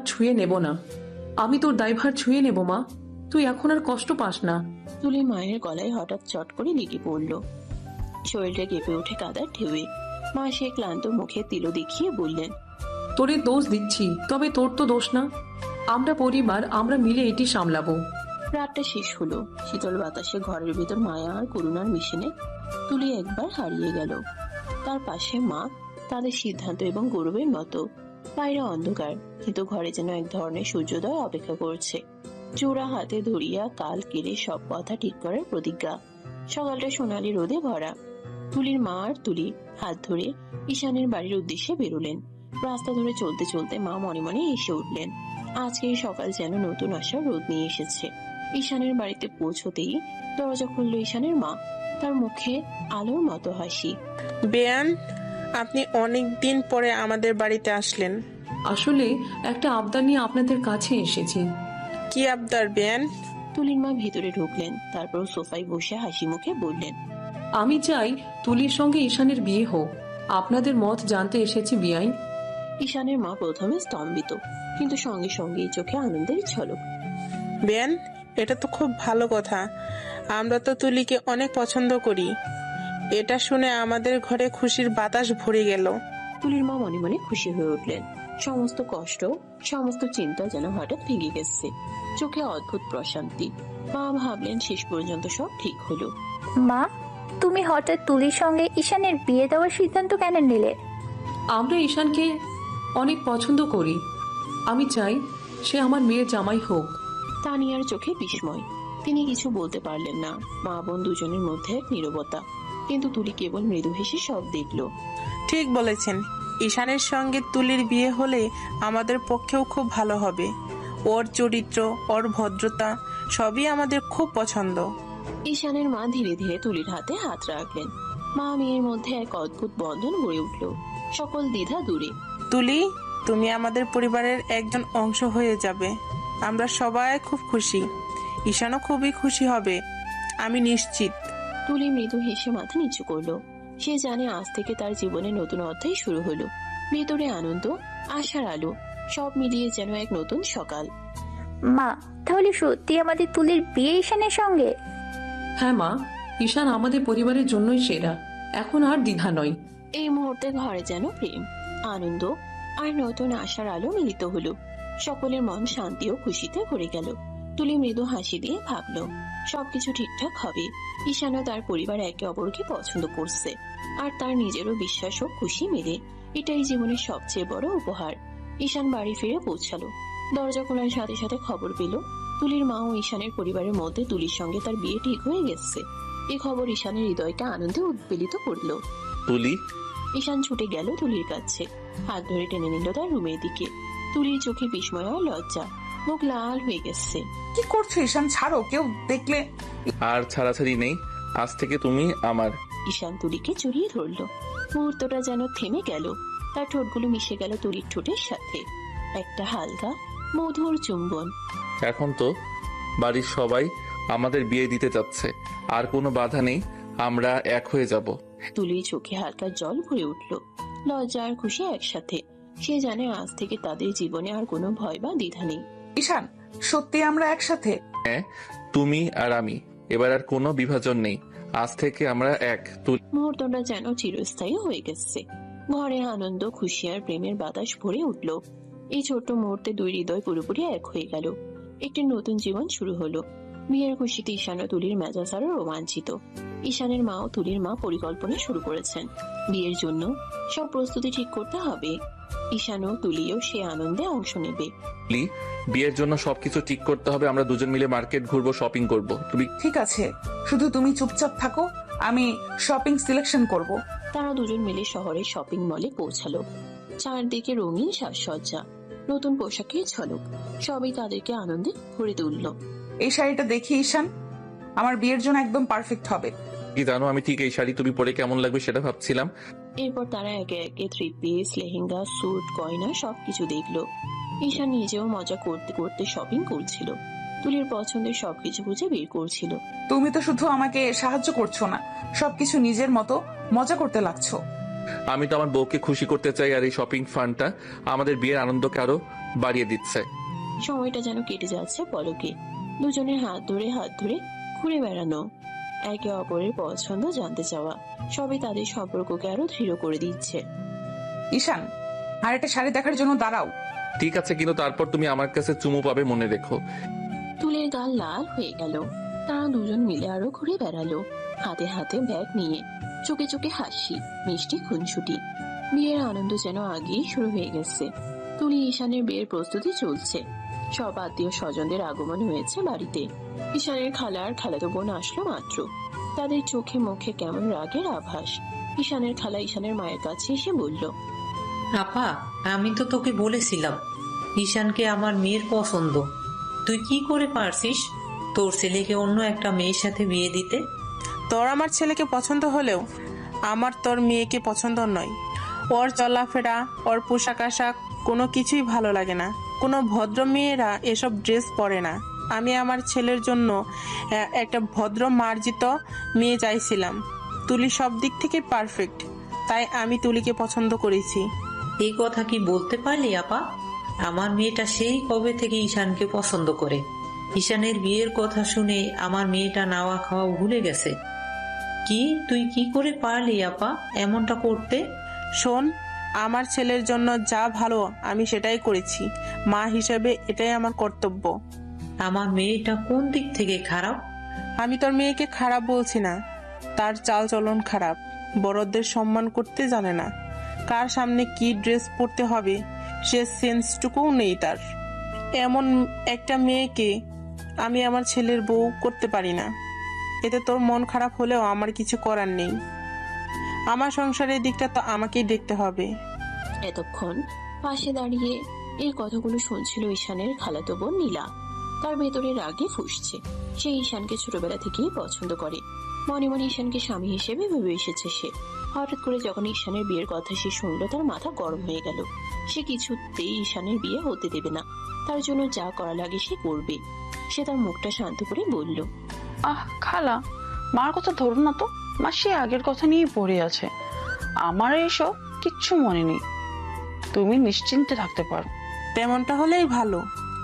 আমার জানা মতে ঈশানও তোকে পছন্দ করে না। নীলার ভেতরে রাগে আগুন জ্বলছে। সে যে করেই হোক এই অপমানের শোধ তুলবে। নীলার রাগ সব মনের মধ্যে লুকিয়ে রাখলো। তারপর হাসি মুখে বলল, কোন রুমে যাবো খালামণি? সবসময় যে রুমে থাকিস সেই রুমেই যায়। নীলা কিছু না বলে ব্যাগ নিয়ে গটগট করে উপরে চলে গেল। তার এখন মাথাটা ঠান্ডা রাখতে হবে, না হলে পরে পদক্ষেপ সে শান্তভাবে নিতে পারবে না। রুমে গিয়ে ফ্রেশ হয়ে চলে গেল ঈশানের রুমে। ঈশান তখন ঘরের মধ্যে বসেছিল, ফোনে কিছু একটা করছিল সে। নীলা গিয়ে তাকে জড়িয়ে ধরলো। ঈশান প্রথমে চমকে উঠলো, তারপর বুঝতে পেরে দিল এক ধমক। এই বেয়াদব মেয়েদের লজ্জা শরম নাই? এত বড় একটা ছেলেকে জড়িয়ে ধরছিস। এই মা, লজ্জা কেন হবে? তুমি আমার আপনজন। চুপ কর বেয়াদব, ভুলে যাস না আমি তোর থেকে বয়সে কত বড়। আমাকে সম্মান দিবি। ঠিক আছে ঠিক আছে, এত রাগ করার কিছু হয়নি। তা বিয়ে করছো? ফিলিংস কেমন? আমি তোর বড় ভাই নীলা, আমার সাথে এই ধরনের কথা বলিস, তোর লজ্জা করে না? লজ্জা করবে কেন? আজকাল সবাই সবার সাথে সব ধরনের কথা বলে। সবাই বললেও আমি বলি না। তুই এখন ঘরে যা, আমার একটু কাজ আছে। কি কাজ? সেটা কি এখন তোকে বলতে হবে নাকি বের হয় এখান থেকে? নীলার আগে ফুসতে ফুসতে খুঁজতে চলে গেল। তার মন মেজাজ মোটেও ঠিক নেই। সবার কাছ থেকে শুধু অবহেলা পাচ্ছে। সব কড়াই গন্ডায় শো তুলবে। নীলার মা রাতে আবার ঈশানের মায়ের কাছে আসলো। তারপর আবার তাকে বুঝাতে চেয়ে বলল, আমার মেয়ে এতটাও খারাপ না, ওকে শিখিয়ে পড়িয়ে নিলে ঠিক সংসার করতে পারবে। শোন, তার মেয়েটাকে আমি খারাপ বলছি না, কিন্তু সে আমার ছেলের সাথে মানাবে না। সংসার কেবল ভালোবাসা আর টাকার উপর দাঁড়ায় না, মনের মিলও লাগে। তুলি আমার ঈশানের জন্য সঠিক জীবন সঙ্গী। মানবে না মানে? তুই কি বুঝিস সংসার কিসে টিকে থাকে? আমার মেয়েটা তোকে পুতুলের মতো সম্মান করে। ঈশানের প্রতি তার ভালোবাসা কত গভীর সেটা তুই বুঝবি না। তুই চাইলে তোর ছেলের বিয়ে ভেঙে দিতে পারিস। ঈশানের মা গম্ভীর মুখে দাঁড়িয়ে রইলেন, কণ্ঠে শান্ত কিন্তু দৃঢ় স্বর। শোন, বিয়ে ভাঙা কোনো ছেলে খেলা নয়। আমি কাউকে কষ্ট দিতে চাই না, কিন্তু আমার ছেলে আর আমার পছন্দ আমি জানি। তুলি ভদ্র, মার্জিত, পরিবারের প্রতি শ্রদ্ধাশীল। আমার ছেলের জন্য আমি এমন মেয়েকেই চাই। ঠিক তখনই ঈশান ঘরে প্রবেশ করলো। চোখে গম্ভীরতা, মুখে জেদ স্পষ্ট। খালা, আমি আপনাকে সম্মান করি, কিন্তু একটা কথা স্পষ্ট করে বলি, আমার বিয়ে নিয়ে আমি ছাড়া আর কারো সিদ্ধান্ত চলবে না। আমি তুলি ছাড়া আর কাউকে বিয়ে করব না। তুই কি বুঝিস না? আমার মেয়ের সম্মান, আমার মেয়ের চোখের পানি। খালা, আমি কারো চোখের পানি দেখে নিজের জীবন উৎসর্গ করব না। আমি তুলি ছাড়া অন্য কারো সাথে সুখী হব না। আমি যদি তুলিকে না পাই তবে বিয়েই করব না। খালা অবাক হয়ে গেলেন। তার মেয়েও পাশ থেকে চোখ ভিজিয়ে তাকিয়ে আছে, কিন্তু ঈশানের দৃঢ়তা দেখে সে বলতে পারলেন না। শোন বোন, ছেলে মেয়েদের জীবন আমরা জোর করে গড়ে দিতে পারি না। তারা যাকে চায় তার সাথেই থাকুক, এটাই তাদের সুখ। কিন্তু ঈশানের দৃঢ়তা দেখে সে কিছু বলতে পারল না। খালার মুখ লাল হয়ে গেল, তবুও তিনি চুপচাপ উঠে দাঁড়ালেন। বিদ্বেষ আর কষ্ট মিশ্রিত চোখে ঈশানের মাকে একবার দেখলেন, তারপর গম্ভীর ভাবে বললেন, ঠিক আছে আপা, আজ তোকে কিছু বললাম না, তবে মনে রাখিস এই বিয়ে মেনে নিতে আমার সময় লাগবে। কথা শেষ করে খালা মেয়ে নিয়ে ঘর থেকে বেরিয়ে গেলেন। ঘরে হঠাৎ করেই শান্তির আবহাওয়া ফিরে পেল। বিয়ে বাড়ি কোলাহলে ভরপুর, চারপাশে আলো, সাজসজ্জা, গান বাজনা। সবাই অপেক্ষা করছে ঈশানার তুলির কাবিন পড়ানোর জন্য। কাজী সাহেব বই খুলে বসেছেন। তখনই হঠাৎ করে ঈশানের খালাতো বোন নীলা সামনে এসে দাঁড়ালো। চারদিকে নিস্তব্ধতা নেমে এলো। আমি আর চুপ থাকতে পারবো না, আর সবাইকে সত্যি কথা জানাতে হবে। আমি প্রেগনেন্ট, আমি ঈশানের সন্তানের মা হতে চলেছি। শব্দটা শোনার সাথে সাথে পুরো বাড়ি যেন বজ্রপাতের মতো চুপ মেরে গেল।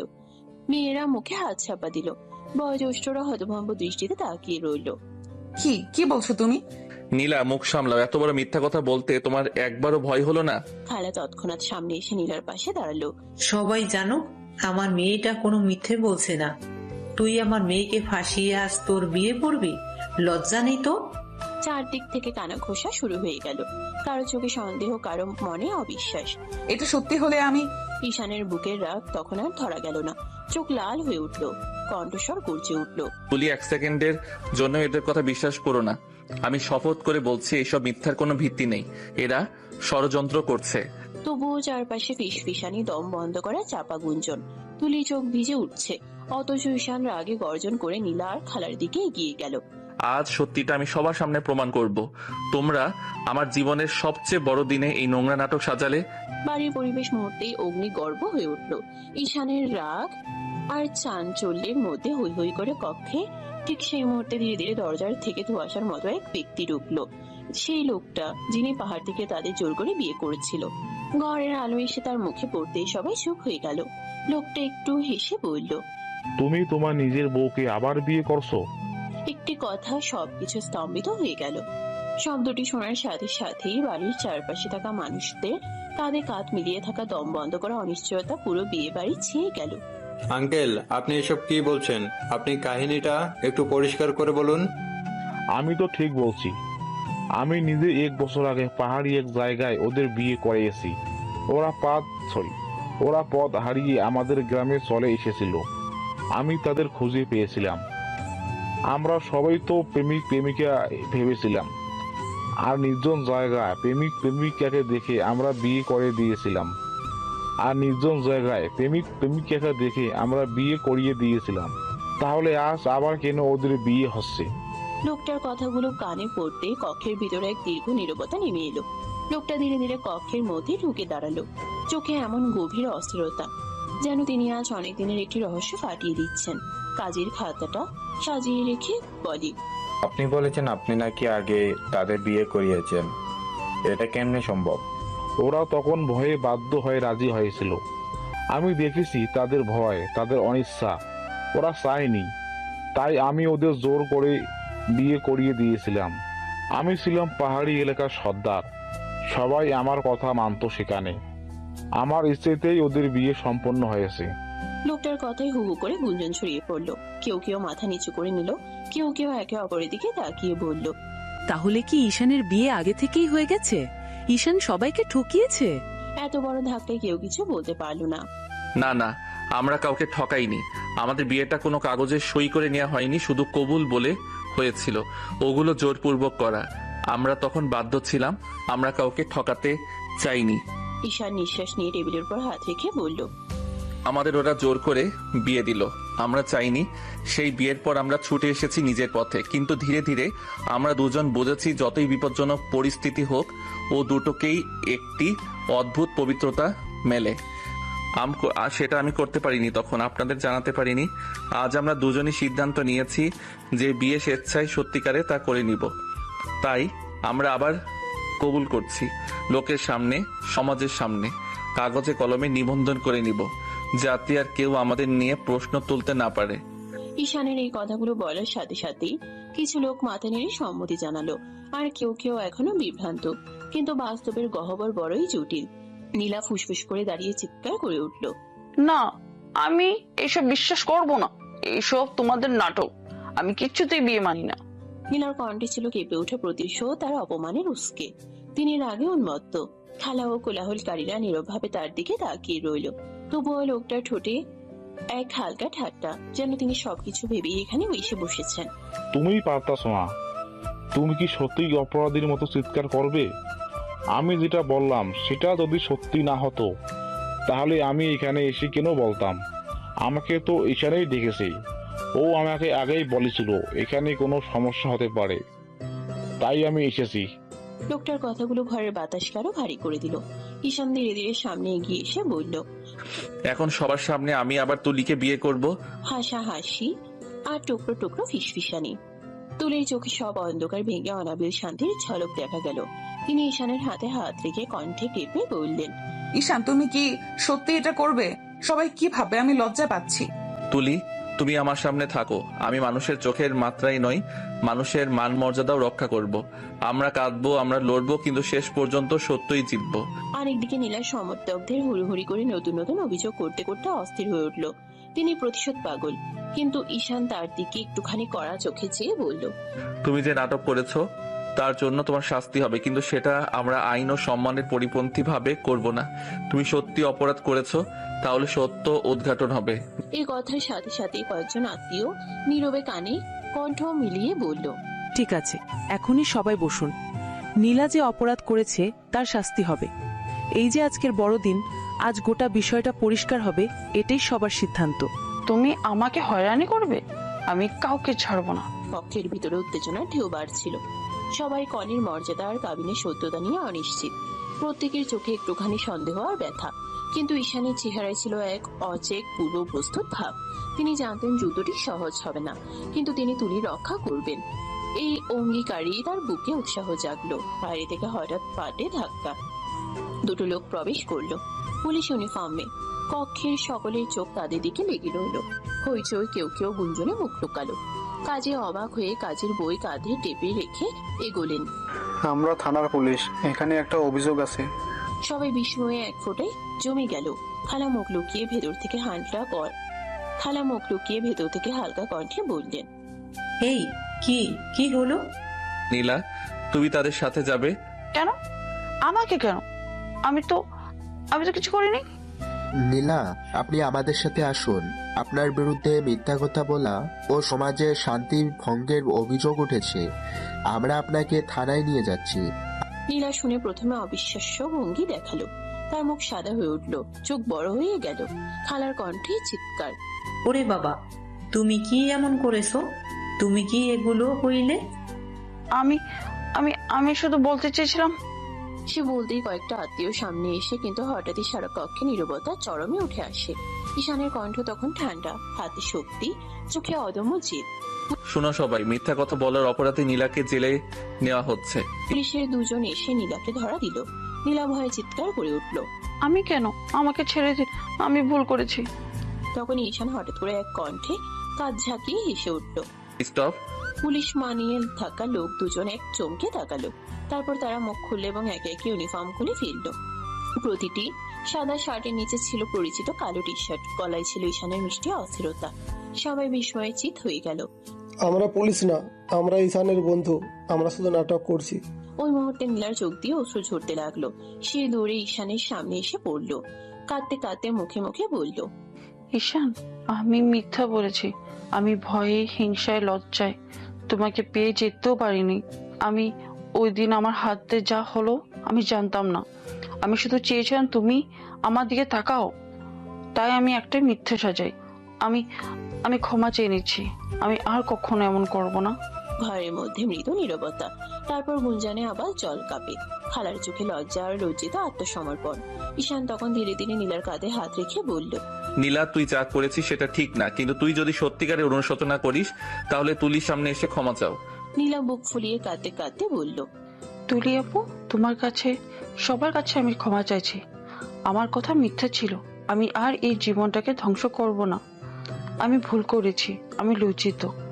আপনাদের সবাইকে কষ্ট দিয়েছি, আমি দুঃখিত। তুলি শক্ত হয়ে দাঁড়িয়েছিল, চোখে অর্ধেক বাড়ি, কানে অর্ধেক শান্তি। তার মাকে চোখ দিয়ে জল ঝরতে লাগলো। ঈশানের মায়ের কণ্ঠ নরম হয়ে এলো।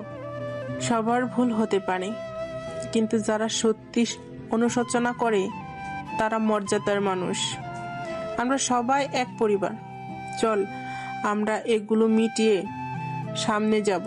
কিছুক্ষণ পর হাজিরা বন্ধুরা একে একে ইউনিফর্ম খুলে ফেলা পরিচয় ভেঙে সবাই হাসি মুখে নৃত্য করে দাঁড়ালো। কাজী একেবারে কাগজপত্র গুছিয়ে বললেন, এখন যেটা দরকার সেটা হলো সব সত্যটা বাস্তবে পুনরায়ন নিশ্চয় করা। যদি কেউ কুসংস্কার বা ষড়যন্ত্র ঘটায়, আইনি পদে হোক বা নৈতিকভাবে তার বিচার হবে। কিন্তু এখন এই বিয়ে আমাদের সম্মান ও নীতিতে স্থাপন করা দরকার। নীলা আজ বুঝে গেছে তার ভুলের পরিণতি কত বড়। সে মাথা নত করে কণ্ঠ কেঁপে সবার কাছে কেঁদে কেটে বলল, আমি নিজেকে লজ্জিত করছি। আমি আমার ভুলের শাস্তি গ্রহণ করব, কিন্তু আমি চাই না কেউ আর কষ্ট পাক। আমি সত্যিকারের ক্ষমা চাইছি তুলি, আপনাদের কাছে ক্ষমা চাইছি। তুলির মা একটু কড়া চোখত হয়ে বললেন, ভুল হলে ক্ষমা আছে, কিন্তু সেটা প্রমাণ করতে হবে। তোমার আরেকটু সময় লাগবে। তুমি যদি সত্যি বদলাও, আমরা সবাই পাশে থাকবো। কক্ষের বাতাসে অবশেষে শান্তি ঢুকলো। ঈশান মাঝপথে উঠে গেল। তুলির হাত ধীরে ধীরে ধরে সে বলল, তুলি, এখন আমরা যা চাইবো তা হলো সামনে সৎভাবে সবাইকে বোঝানো, আর তুমি আমার পাশে রইবে। হ্যাঁ ঈশান, আমি আছি। ঘরে থাকা অনেকেই ধীরে ধীরে শ্বাস ফেলল। নীলা কাঁদতে কাঁদতে সবাইকে এক এক করে ক্ষমা চাইলো। কিছু আত্মীয় তার প্রতি রক্তিম সহযোগিতা দেখালেন না, আবার কারো কারো মুখে অনুতাপ ও প্রশান্তি মিলল। সেই যে ঈশানের বন্ধুরা ইউনিফর্ম খুলে ফেলে সকলকে চমকে দিয়েছে, তারা সবাই মিলল, কোলাকুলি করলো। কেউ কেউ বলল, এইভাবেই তুই সত্যকে সামনে আনলি, আমরা পাশে আছি। অবশেষে সব নাটকীয়তার পর কাজী সাহেব কাগজপত্র গুছিয়ে নিয়ে আবার শুরু করলেন। সবার চোখের সামনে ঈশান আর তুলির কাবিন পড়ানো হলো। কণ্ঠে স্পষ্ট ধ্বনি, কবুল করলে? কবুল করলাম। কবুল করলাম। মুহূর্তেই চারপাশের হর্ষ ধ্বনি আর আলহামদুলিল্লাহ ধ্বনি ভেসে উঠল। যত গুঞ্জন, যত সন্দেহ, সব যেন এই এক শব্দে থেমে গেল। বিয়ের সব আনুষ্ঠানিকতা শেষে তুলি আস্তে আস্তে সাজে বসে রইল। রাত নামতেই ঈশান তুলিকে নিয়ে গাড়িতে উঠল। দুজনের চোখে অদ্ভুত শান্তি, যদিও ভেতরে এখনো চাপা উত্তেজনা। চলো বউ, এখন তোমাকে নিয়ে যাই আমাদের বাড়িতে। এখন আমি সত্যিই তোমার বউ। গাড়ি পৌঁছালো ঈশানদের বাড়িতে। সামনে লাল রঙের আলপনা আঁকা, বাতি চলছে চারদিকে। দরজার সামনে দাঁড়িয়ে আছেন ঈশানের মা, হাতে মিষ্টির থালা। তার চোখ ভিজে উঠছে আনন্দে। আয় মা, আমার ঘরে আয়। আজ থেকে তুই শুধু আমার ছেলের বউ না, তুই আমার মেয়েও। মিষ্টির পাত্র হাতে নিয়ে সবাই খুশিতে কণ্ঠ ভাসালো। একে একে আত্মীয়রা দোয়া করলো, আল্লাহ তোমাদের সুখে রাখুক। আজ থেকে তুই আমাদের ঘরের লক্ষ্মী। তারপর সবাই মিলেমিশে বরণ শেষে তুলিকে ধীরে ধীরে ঈশানের ঘরে দিয়ে এলো। কক্ষে লাল পর্দা, ফুল দিয়ে সাজানো খাট, বাতাসে আতরের গন্ধ। তুলি ভেতরে ঢুকে বসতে ঈশান দরজা বন্ধ করলো। শেষমেশ তোমাকে আমার করে পেলাম তুলি। আজ আর কোনো নাটক, কোনো ষড়যন্ত্র আমাদের আলাদা করতে পারবে না। আজ আমি সত্যিই শুধু তোমার। ঘরটা যেন নিস্তব্ধতার মাঝে তাদের দুজনের হৃদস্পন্দনে ভরে উঠল। রাত তখন অনেক গভীর, চারদিক নিস্তব্ধ, কেবল ঘড়ির টিকটিক শব্দ আর বাইরে হালকা বাতাসে দুলতে থাকা পর্দার ফিসফিস শব্দ। ঘরটা সুন্দর করে সাজানো, বিছানায় লাল সাদা ফুল ছড়ানো, টেবিলে মোমবাতির আলো হালকা ঝিকমিকি করছে। তুলি লাল শাড়িতে মুখ নিচু করে বিছানার একপাশে বসে আছে, লজ্জায় বুক ধুকপুক করছে, হাতের পাতায় ঘাম জমে উঠেছে। ঈশান আস্তে আস্তে দরজা বন্ধ করে কাছে এগিয়ে আসে। আজ তোমাকে আমার বউ বলে ডাকতে পারছি, মনে হচ্ছে স্বপ্ন দেখছি। স্বপ্ন না, এটাই সত্যি। ঈশান বিছানার পাশে বসে তুলির হাত দুটো নিজের হাতে নেয়। হাত কাঁপছে দেখে আস্তে করে চাপা দেয়। ভয় পেও না, আমি আছি। আজ থেকে শুধু তুমি আর আমি। তুলি চোখ তুলে তাকায় ঈশানের দিকে। ওর চোখে ভালোবাসা, মায়া আর নিশ্চয়তার ঝিলিক। বুক ভিজে আসে তুলির। তুমি কি সত্যি এতটা চাও আমাকে? শুধু চাই না, তোমাকে ছাড়া আমি এক মুহূর্ত কল্পনা করতে পারি না। তুমি আমার জীবনের শেষ ঠিকানা।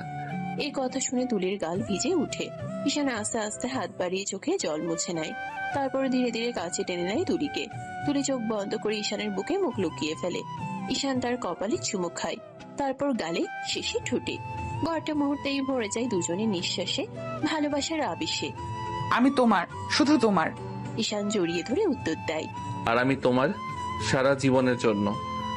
তো দর্শক, আজকের গল্পটির থেকে এখানেই বিদায় নিচ্ছি। আর অপেক্ষা করুন পরবর্তী গল্পের জন্য। সেই পর্যন্ত ভালো থাকবেন এবং লাইক, কমেন্ট, শেয়ার করে আমাদের সাথেই থাকুন। আর নতুনরা কিন্তু সাবস্ক্রাইব করতে ভুলবেন না। আল্লাহ হাফেজ।